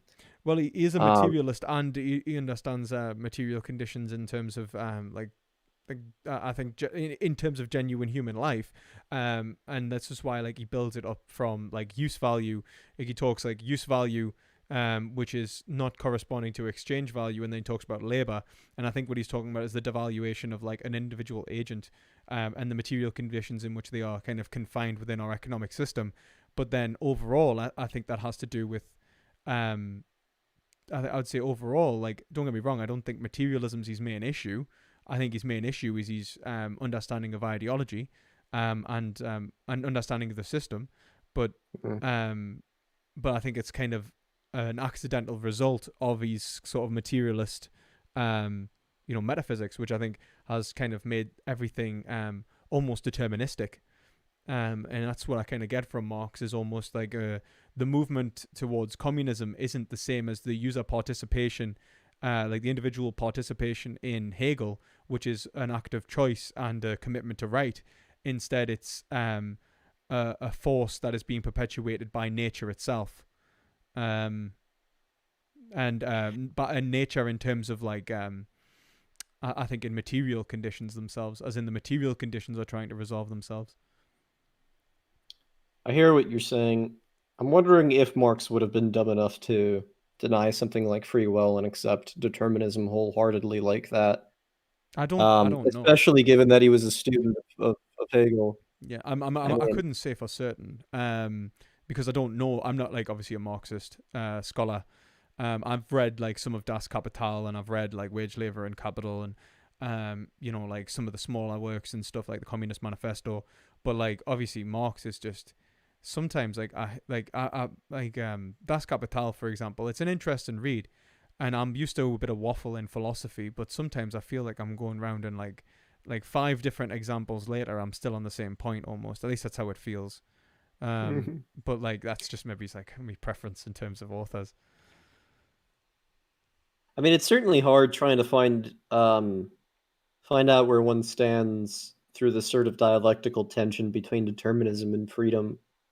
So I can see why people, especially like when I read certain types of critical theorists like Marcuse or Fromm or whatever, um, or how do you pronounce his name? Harkheimer. Um, they seem to have like this sort of narrative that is like basically what you say, very deterministic. They're the sort of product of technological apparatuses. They're the product of material types of conditions. I mean, Marcuse especially tracks the idea that we're sort of a product of technological apparatuses that are spun beyond our control. And and there's very little we could do about that. They don't seem to appreciate the notion of free will, or at least some aspect of us that's unconditionally free, in Mm-hmm. the same way that the German idealists do. At least I see, and I could be wrong. I mean, I'm also no expert in these critical theorists. I could be wrong, but I don't really see much room for freedom in their system, and I don't really see too much discourse within their books in order to I, advocate for some I'd level agree. of freedom that's sui generis and at least absent of these sort of surrounding external conditions. Because as soon as you kind of lend yourself to these external conditions is basically wholeheartedly marking who you are, Oh yeah, yeah. then Like I think yeah, like it's then the everything about you is, I mean, is going to be determined by these sorts of external conditions, and you end up being a machine instead of in some sort of sense free. yeah, and I also Unless you feel have like some there's almost like a sense of the same kind of freedom that's expressed in Hobbesian terms, like in terms of like being free, is this expression of desire, and desire is an expression of your nature, which gives you your preferences, inherently, and those are unquestionable aspects of who and what you are. And that seems like when we talk about the material confinements of the individual kind of resolving themselves within, this movement towards communism, depending on the author, it seems that it seems that like what we are trying to resolve has more to do with like satisfaction, self-satisfaction, and the confliction in wills is nothing to do with like we're already in a state of war almost, and a lack of understanding of the cooperation and engagement in ideology can actually be a freeing event, which is should be, I think, the foundation of movement towards socialism in the other aspect. But then you get like, I think this kind of like thinking leads to people to like, like kind of take Vorsh's kind of position in the first place. I mean, the whole point, like when Vorsh is saying, look, like if you disagree with us, well, and you disagree with us enough, I'm gonna fucking kill you. Um, he's, I think, only representative of the position that is like, everything fundamentally boils down to an individualistic desire which is running through an agent, and everything else is incommensurable. And so epistemics and material conditions are represented really within the individual agent, and we are always in this contest of wills. Knowledge is impossible. Let's just fight and see who wins. And I'm not really surprised that people come to those conclusions. Yeah, I don't know if Marx would come to that conclusion. I mean, I always thought that conclusion, maybe someone like Steiner might have. I don't think Marx does come to that conclusion. I criticized Forsch for that, actually. But I think that it's almost sort of weird too. I mean, it's just like, people who make this move, you can ask them like simple questions like, okay, well, do you think love is self-fulfillment? And they think, yeah, love is just like it's just, it's perverse. You try to basically, like, falling in love is really just getting the other person to, force himself into your own desires and, your own mind or something like that. I'm just like, are you crazy? Like, absolutely. You don't really believe that. Yeah. It's just like, I think they do. You're just saying that as a consequence of your own narcissism. I think some people are narcissistic though, and I think some people genuinely think that self-satisfaction is the only mechanism of like happiness. Like I don't think so, actually, Lewis. So here's what I'm sort of beginning to speculate as a theory. I don't think they're narcissistic. I think they managed to construct a philosophy by being on the internet for too long that's contrary to all intuitions. Then they manifest this monster that they've, through, interaction with other people who have dumb ideas, manifest this monster basically until they, start believing in crazy ass shit that they generally don't employ in real life. But then how did they end up in that? I think weird.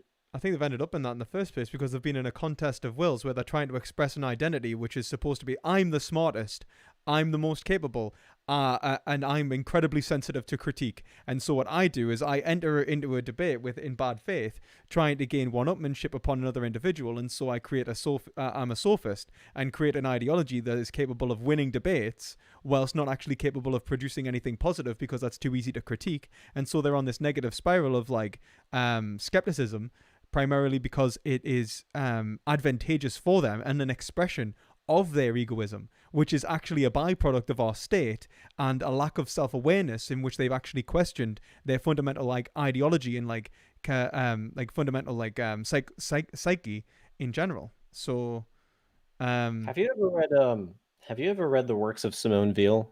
I have not. There's a really good book by her, and one of my friends sort of appreciates her, and the name of the book was Gravity and Grace. It's a sort of mystical kind of book. It's coupled with mystical elements, poetic elements, but in its own right, I think it kind of is just a sort of philosophy as well that can stand to certain levels of like rational scrutiny. But she has like this position that I both admire and I am sort of disgusted and revolted by. She basically says that there are two sorts of forces in the world, and one is gravity, and then the other is grace. And the notion of gravity, she sort of tries to construct this metaphorically, and I dig her because she uses so many metaphors to describe the sort of the human condition and how we socialize as sort of creatures with each other. So basically, we have our own sorts of desires, as some people might put it, and we sort of come together and we have a moment of recognition and intersubjectivity. But sometimes we often project certain types of beliefs onto other people that they might not have. And we project certain types of desires to other people that they might not have. 100%, yeah. And then we have anticipations of what other people might do, but they don't end up doing that. And what does that cause? That causes gravity. What is it? What happens, of course, when we do agree and when we get along, we have some notion of grace, right? And basically, this philosophy, I think, ends up being somewhere where we're all stuck in our head. I mean, ultimately, I think this is where it ends up in, where we're all stuck in our head, and we, through some sort of cosmological coincidence, there's some sort of cosmological contingencies, manage to manifest same desires just by chance, right? Yeah, it's kind of nonsense. But I don't see that, no. Right, in sort of relation. Like when I envision my own subjectivity, right? I know I manifest my subjectivity through a recognition of the other person talking to them, Yeah. where love transforms me to have their desires, which coincidentally form an identity with who I am and what my desires are. And Exactly. Yeah. inversely, their participation with me then self constitutes them, of where there's this ongoing But then reciprocity basically between what us. you've done there is differentiated between the development of, let's say, like the ego as being an internal event and an external event, and I think that shows a Right. fundamental difference between, let's say, like how you're approaching psychology.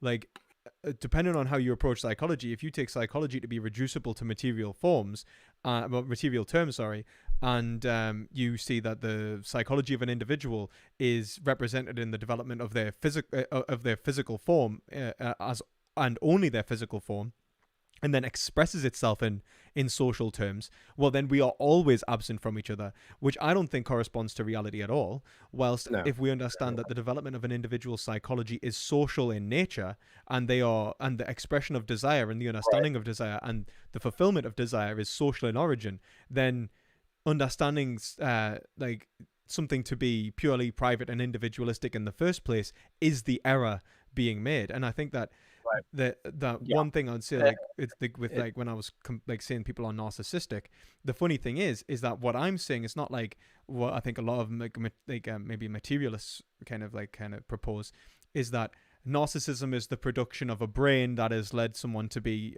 more or less, less agreeable, for example, more selfish and self-orientated and lacking pro-social behaviors, when in fact I would say that narcissism is a lot of the time the product of perhaps something like a traumatic childhood, and a movement, a distance away from sociality, which is being propagated on the individual, which may sometimes be material in origin, but can be ideological in origin, and prevents an individual from understanding themselves in the right in the right way. Which is why I think that you see like people who are narcissistic, even if they're getting what they want, typically have they're not actually, they think they're getting what they want, but in reality they live very unhappy lives, and they complain about not having like sustainable relationships, which they ultimately desire.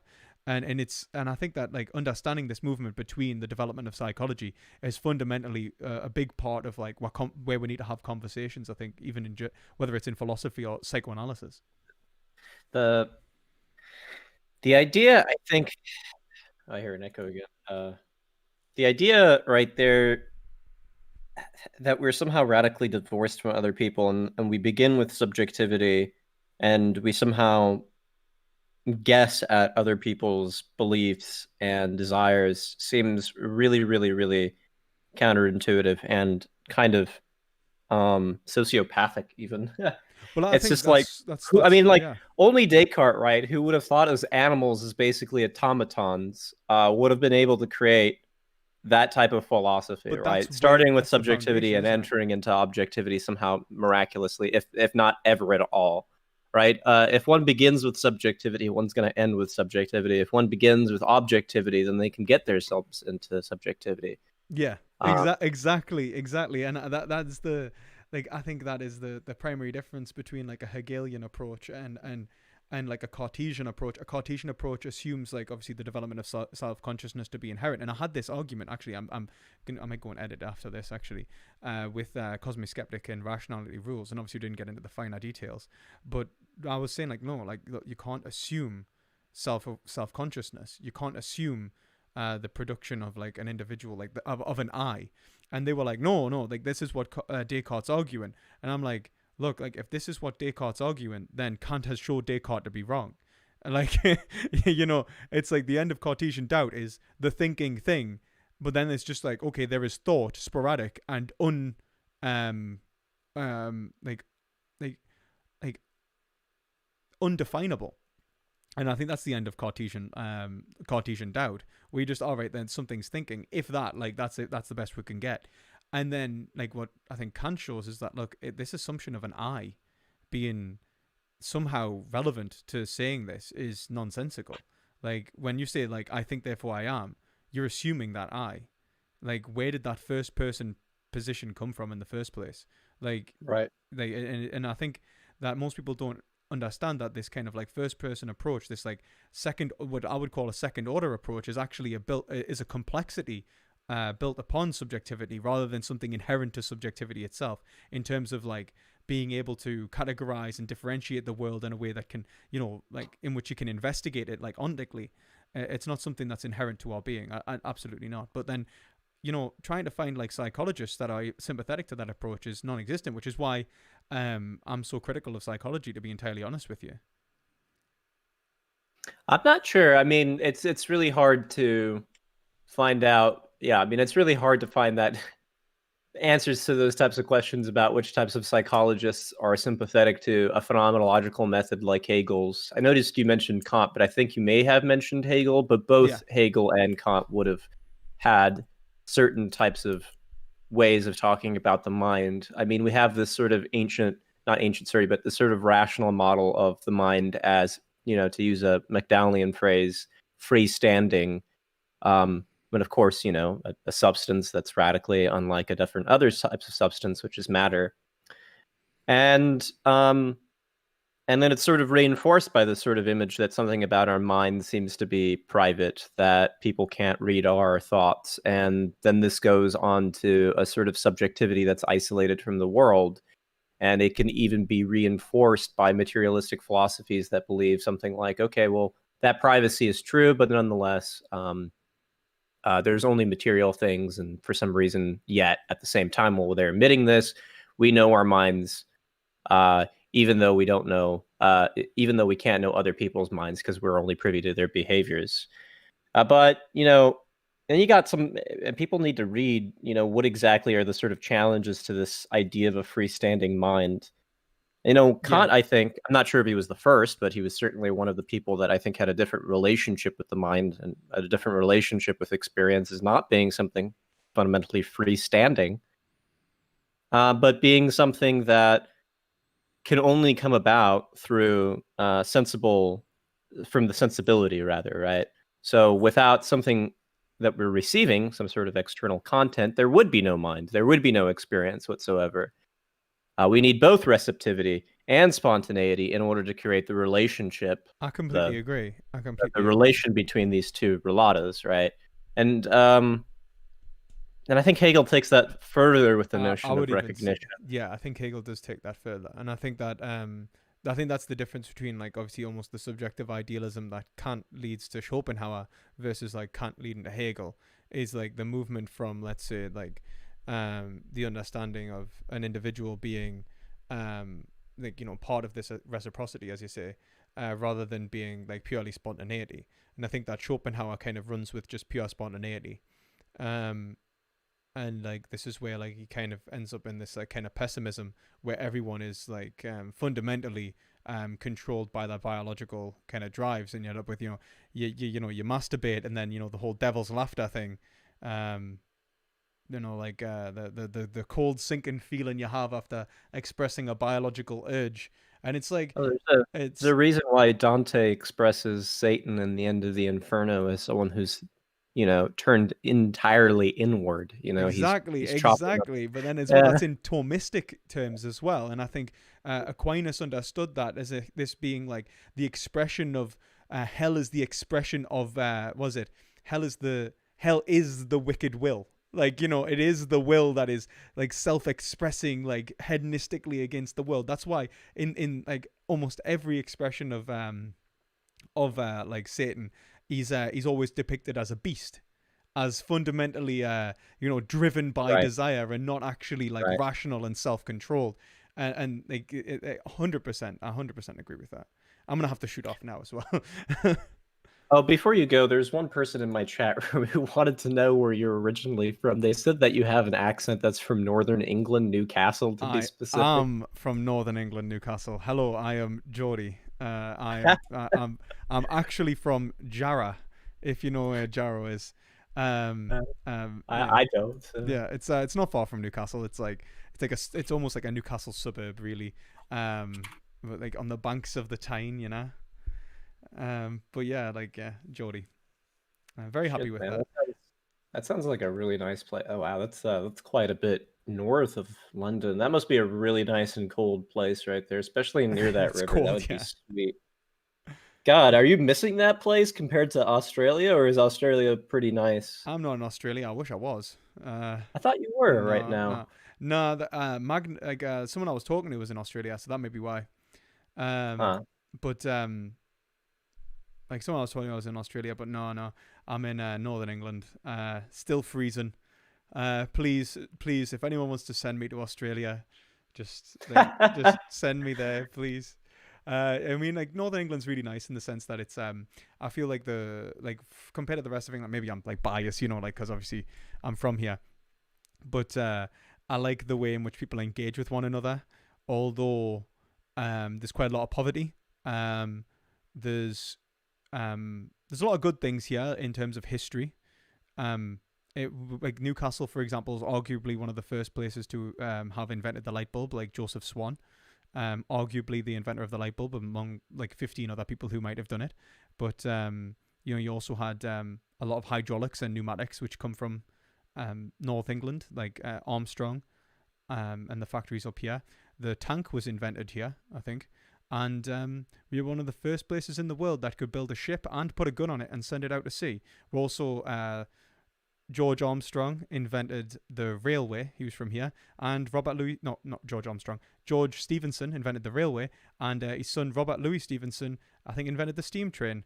So, like, Newcastle's pretty cool. It's got some really cool history. So, I'm really happy about that. And I also really appreciate, like, the kind of strong worker roots that are here as, like, a socialist. Like the Jarrow Crusade from where I'm from. Like, you know, people walking to Jarrow to try and, like, protest the inequality that was being perpetuated at the time. And also I like the place itself. It's quite scenic depending on where you go. The only real issue is I think is like the poverty and maybe some of the right wing kind of social sort of stuff depending on where you go. But I think that's obviously part and parcel of the poverty, like kind of UKIP supporting like anti-immigration kind of people can be like a little bit of a drag. But other than that, I think that most people are really nice, polite, and genuine people, which is, I think it's nice. As long as you're not here, man, in the United States, especially right now, after so mental, fascist, man. after fascist threat to storm Absolutely. Capitol and start a revolution. I was gonna say, you had your own putsch, man. Like, what's going on? Like the beer putsch or whatever. Like it's honestly, I could not believe what I saw. Like in many ways, I'm surprised that don't get me wrong, I don't think the people are saying that they were given like let off because they were white. Well, like black people would have just been shot. I don't think so, because someone did. Like I think 4 people were killed, and 4 people were injured, and 1 person killed at least. But I was surprised that the police did not hammer down on that, man. Like even in like Britain, I would like to think, to be entirely honest with you, that like the British police would have called in like armed response, and then we would have been crushed. But it's like what scares me more about like what happened isn't like the overall success of what happened, which was not negligible, but it's like the political ramifications of what's happened. Like people are now starting to see the government as like weak and contestable within the elections. And since like the American system is totally built up on the spectacle of the election and how like the election functions, it seems like the tension of the elections is now boiling over into like genuine like risk of like not civil war, but like something tangible, like tangibly violent, you know? Yeah, but I do like the little metaphor that you used there about the spectacle of what did you say? The spectacle of the election or something like that. Yeah. I thought that was well formulated. It's God. I mean, I don't know what to say other than it's crazy. And afterwards, the idea that Trump got away with what he said on Twitter. I don't know if you read it, but it was just the most horrible shit that you can say right after. I didn't actually. I wanted to read it. What did he say? Because it got deleted before I got there.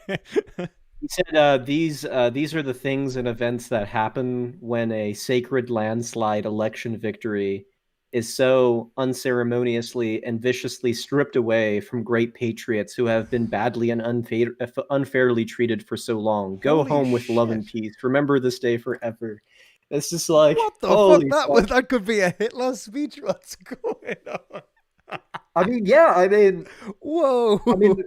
it is basically a bunch of MAGA supporters who go storm the Capitol, try to basically prevent an electoral passing, right? I mean, Trump from losing the election, basically, preventing that from occurring and trying to get an authoritarian regime basically started, like a because bit none of of a that would have coup. It been, was like it was a none of coup. that would have been legal. I No, mean, like, and if anything, it's wholly undemocratic. And yeah, I like mean a that's threat just to it. the, Yeah, it's fascistic. I yeah, mean, it is genuine fascism. Like I yeah, saw I I mean, saw a yeah, like tweet the that was definition of it. It's funny. I saw a tweet that was hilarious. It was just like, who would have thought it? The fascists were fascists all along, you know. And like, but the thing is, it's kind of a shock. Like, I think everyone thought it was like lip service to fascism almost. But then, like, when it was genuine, like, holy shit, they're trying to like someone said it was like an insurrection. I was like, I don't know if I want to call it an insurrection because, there was no like genuine way for them to seize power, but they were trying to prevent the transference of power. But I think that anyone in their right mind would see that that would not work. You know, like they were not going to succeed there. But then they got further than I thought they would. Yeah, I don't know what the story was behind that, but the original amount of police that they had there, I don't think it was sufficient. I don't know why it took so long for them to get a sufficient amount of police officers there to stop the riot. That's probably some. Like, the thing is that I don't understand. Like, the United States' response time to these events seems to be like drastically lower than it should be. Like, not because it's like I don't know why. Like, it's like your government. You know what I mean? Like, it's like, imagine if they let off a bomb, right? There goes so many important members of the Senate, just bang, like, and it's just like that shouldn't be able to happen, man. Like.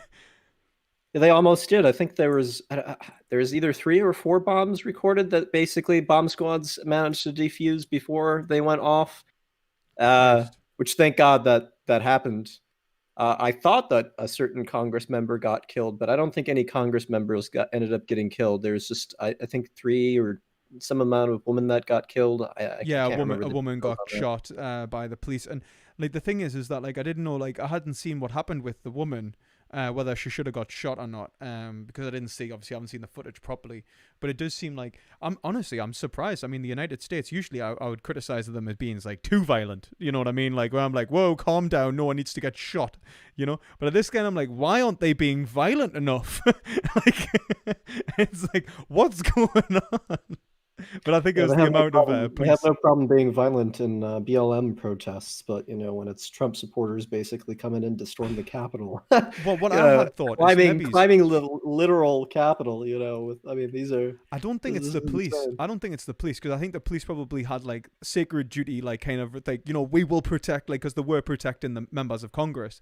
But I think it's more of like if you're outnumbered to such an nth degree, then an escalation of violence will ultimately lead in your defeat. Then you should probably try and keep the status quo. So maybe they were just thinking tactically, you know what I mean? Don't over-escalate because we'll lose until we get back up. But then what I think needs to maybe like an inquest in why is it taking so long to get like a response. And I hate to be like a conspiracy theorist in all this, but like when the president of the United States is involved, and he's already told people to march down to Capitol Hill. You have to ask the question is like, was there any corruption which prevented the police from acting effectively in that scenario? And I'd love to see like an investigation into that, because I wonder where was the National Guard? Because that's what I thought they were for. Yeah, no, I mean, I definitely agree with that. Maybe there's gonna be some interesting results about why there was that delay. There might already be some, and I'm just not privy to them. I will say one thing, like I said before, man, I'm just surprised, and nothing's gonna happen.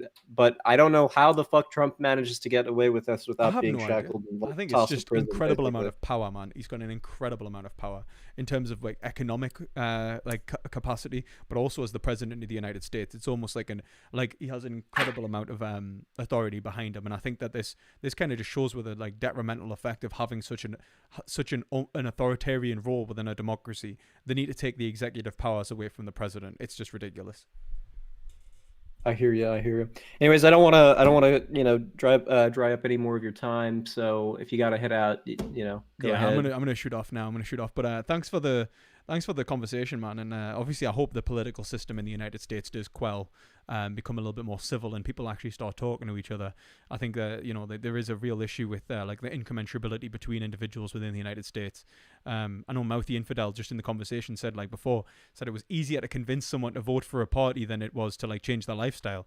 I absolutely disagree. Like if you look at like how divided the United States is over politics, like honestly think that it's so much easier to convince someone to do a different shopping trip than it is to convince a Trump supporter to vote for Biden or Biden supporter to vote for Trump. You know what I mean?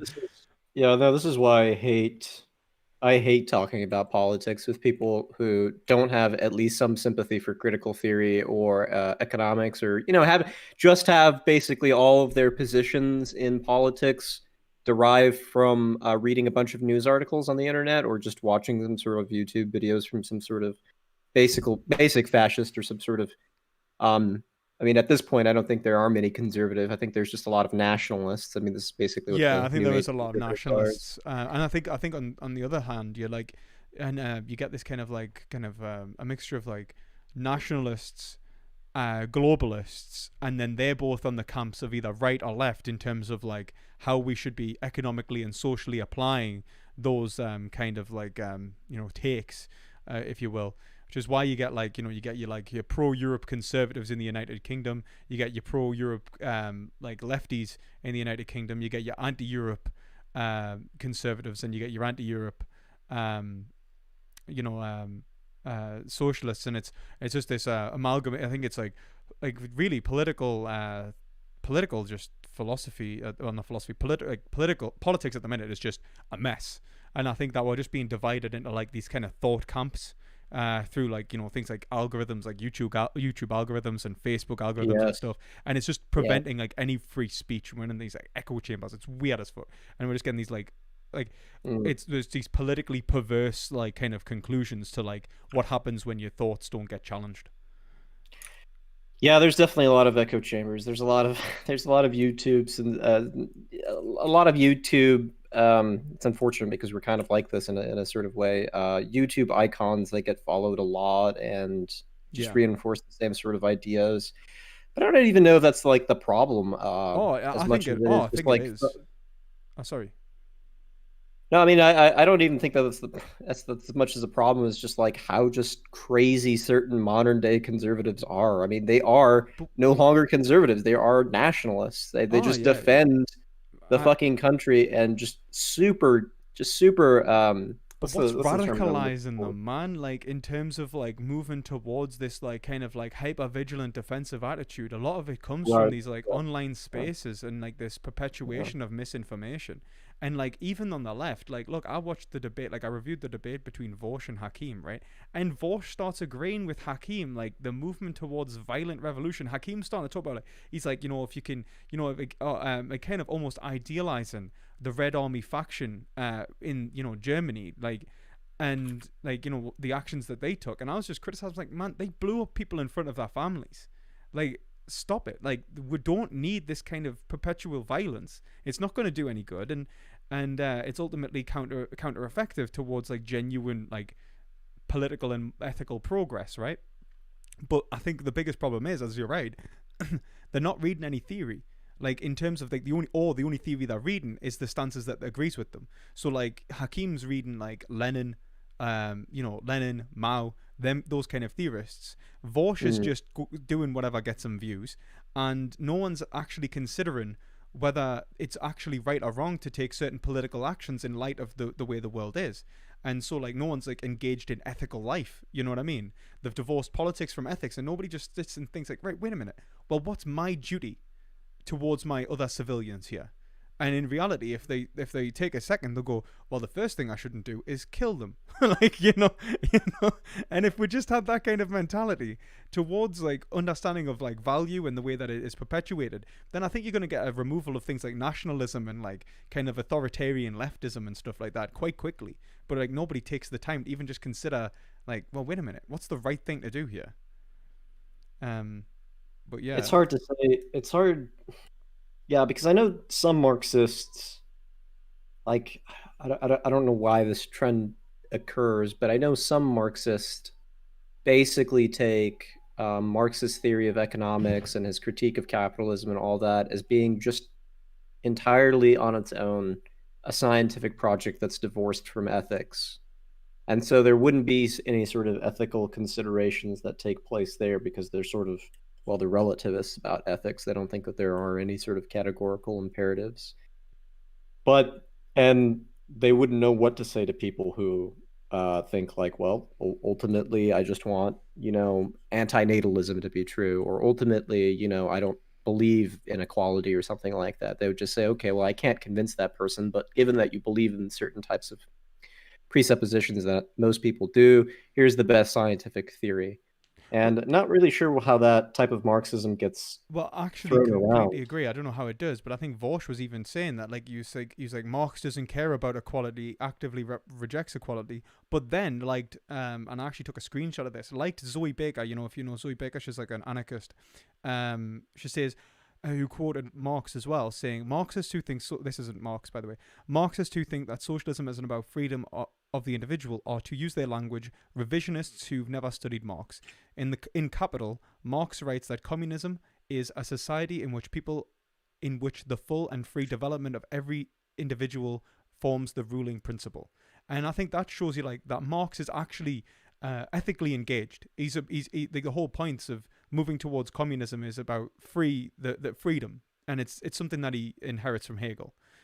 He just takes it in different terms. And like the movement away from I think I'd say Marx is just like ethics applied to economics. He's like ethics and economics are like intertwined inherently. We cannot divorce them from each other. I don't know what like theories of alienation are supposed to be other than a sort of demonstration of like, look, man, I mean, like this person, if he's working in a factory and he's just an extension of the factory, that really fucking sucks, man. Like, yeah, exactly. You gotta stop that. Like, oh, and by the way, this labor theory of value, and people like putting in a shit ton of labor and then just being they're exploited. getting paid, yeah, like paid for like 1/80th of their, basically their labor time, or people like Bezos being, paid 6 million times more than other people. Like, that's fucked, man. Like that's an unethical. I completely agree. That's basically a depravity. I think that's exactly what he was trying to show as well. And then I don't know how people have made Marx like amoral.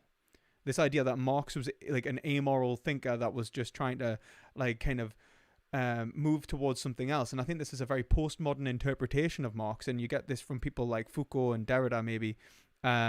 More than anything, where actually the quoted, I can't remember who it was in the Foucault-Chomsky debate, he quotes another Marxist who says basically, how will the proletariat know justice until it's actually the dictator of power? But really, that's not to say even throw ethics in the bin. That's just to be like incredibly cynical of ideology and like the ethical and the material foundations of it, right? But like I think that is kind of maybe like where they kind of go with it. This like kind of very postmodernistic. I don't know if that's a word. Postmodernist understanding of reality, which is like destroying the meta narratives from which Marxism was even built upon, and the ethics from which Marxism was built upon. Which I don't know how they do it, but they managed to somehow merge it together. Right. Anyways, we went on a tangent there. Yeah. So you got to do that school stuff. I don't want to keep. Yeah, I know. I was good locked in. Well, anyway, take it easy, mate. And I hope you have a good day. And I hope everyone on your stream had a nice time listening as well. Take it easy, guys. Yeah, absolutely, man. You have a good one. Take care. Okay. I'm gonna go off, guys. I hope you've all enjoyed this stream. I didn't mean to stay for like 3.5 hours, but okay. I hope you've all enjoyed it. If you liked it, please give it a thumbs up. And subscribe. Check out my course. It's if you want to learn some philosophy, it's going to be genuinely useful, and I'm going to go and produce that now. So, and I don't know. And also, good luck to all the Americans who are watching this. I genuinely am sympathetic to what's going on over there. Don't lose faith in democracy. Embolden it, protect it, and move towards a fair and just society. That's all I can kind of recommend. Don't be intimidated. So, if you like the stream, please give it a thumbs up. And as always, try to gain some perspective.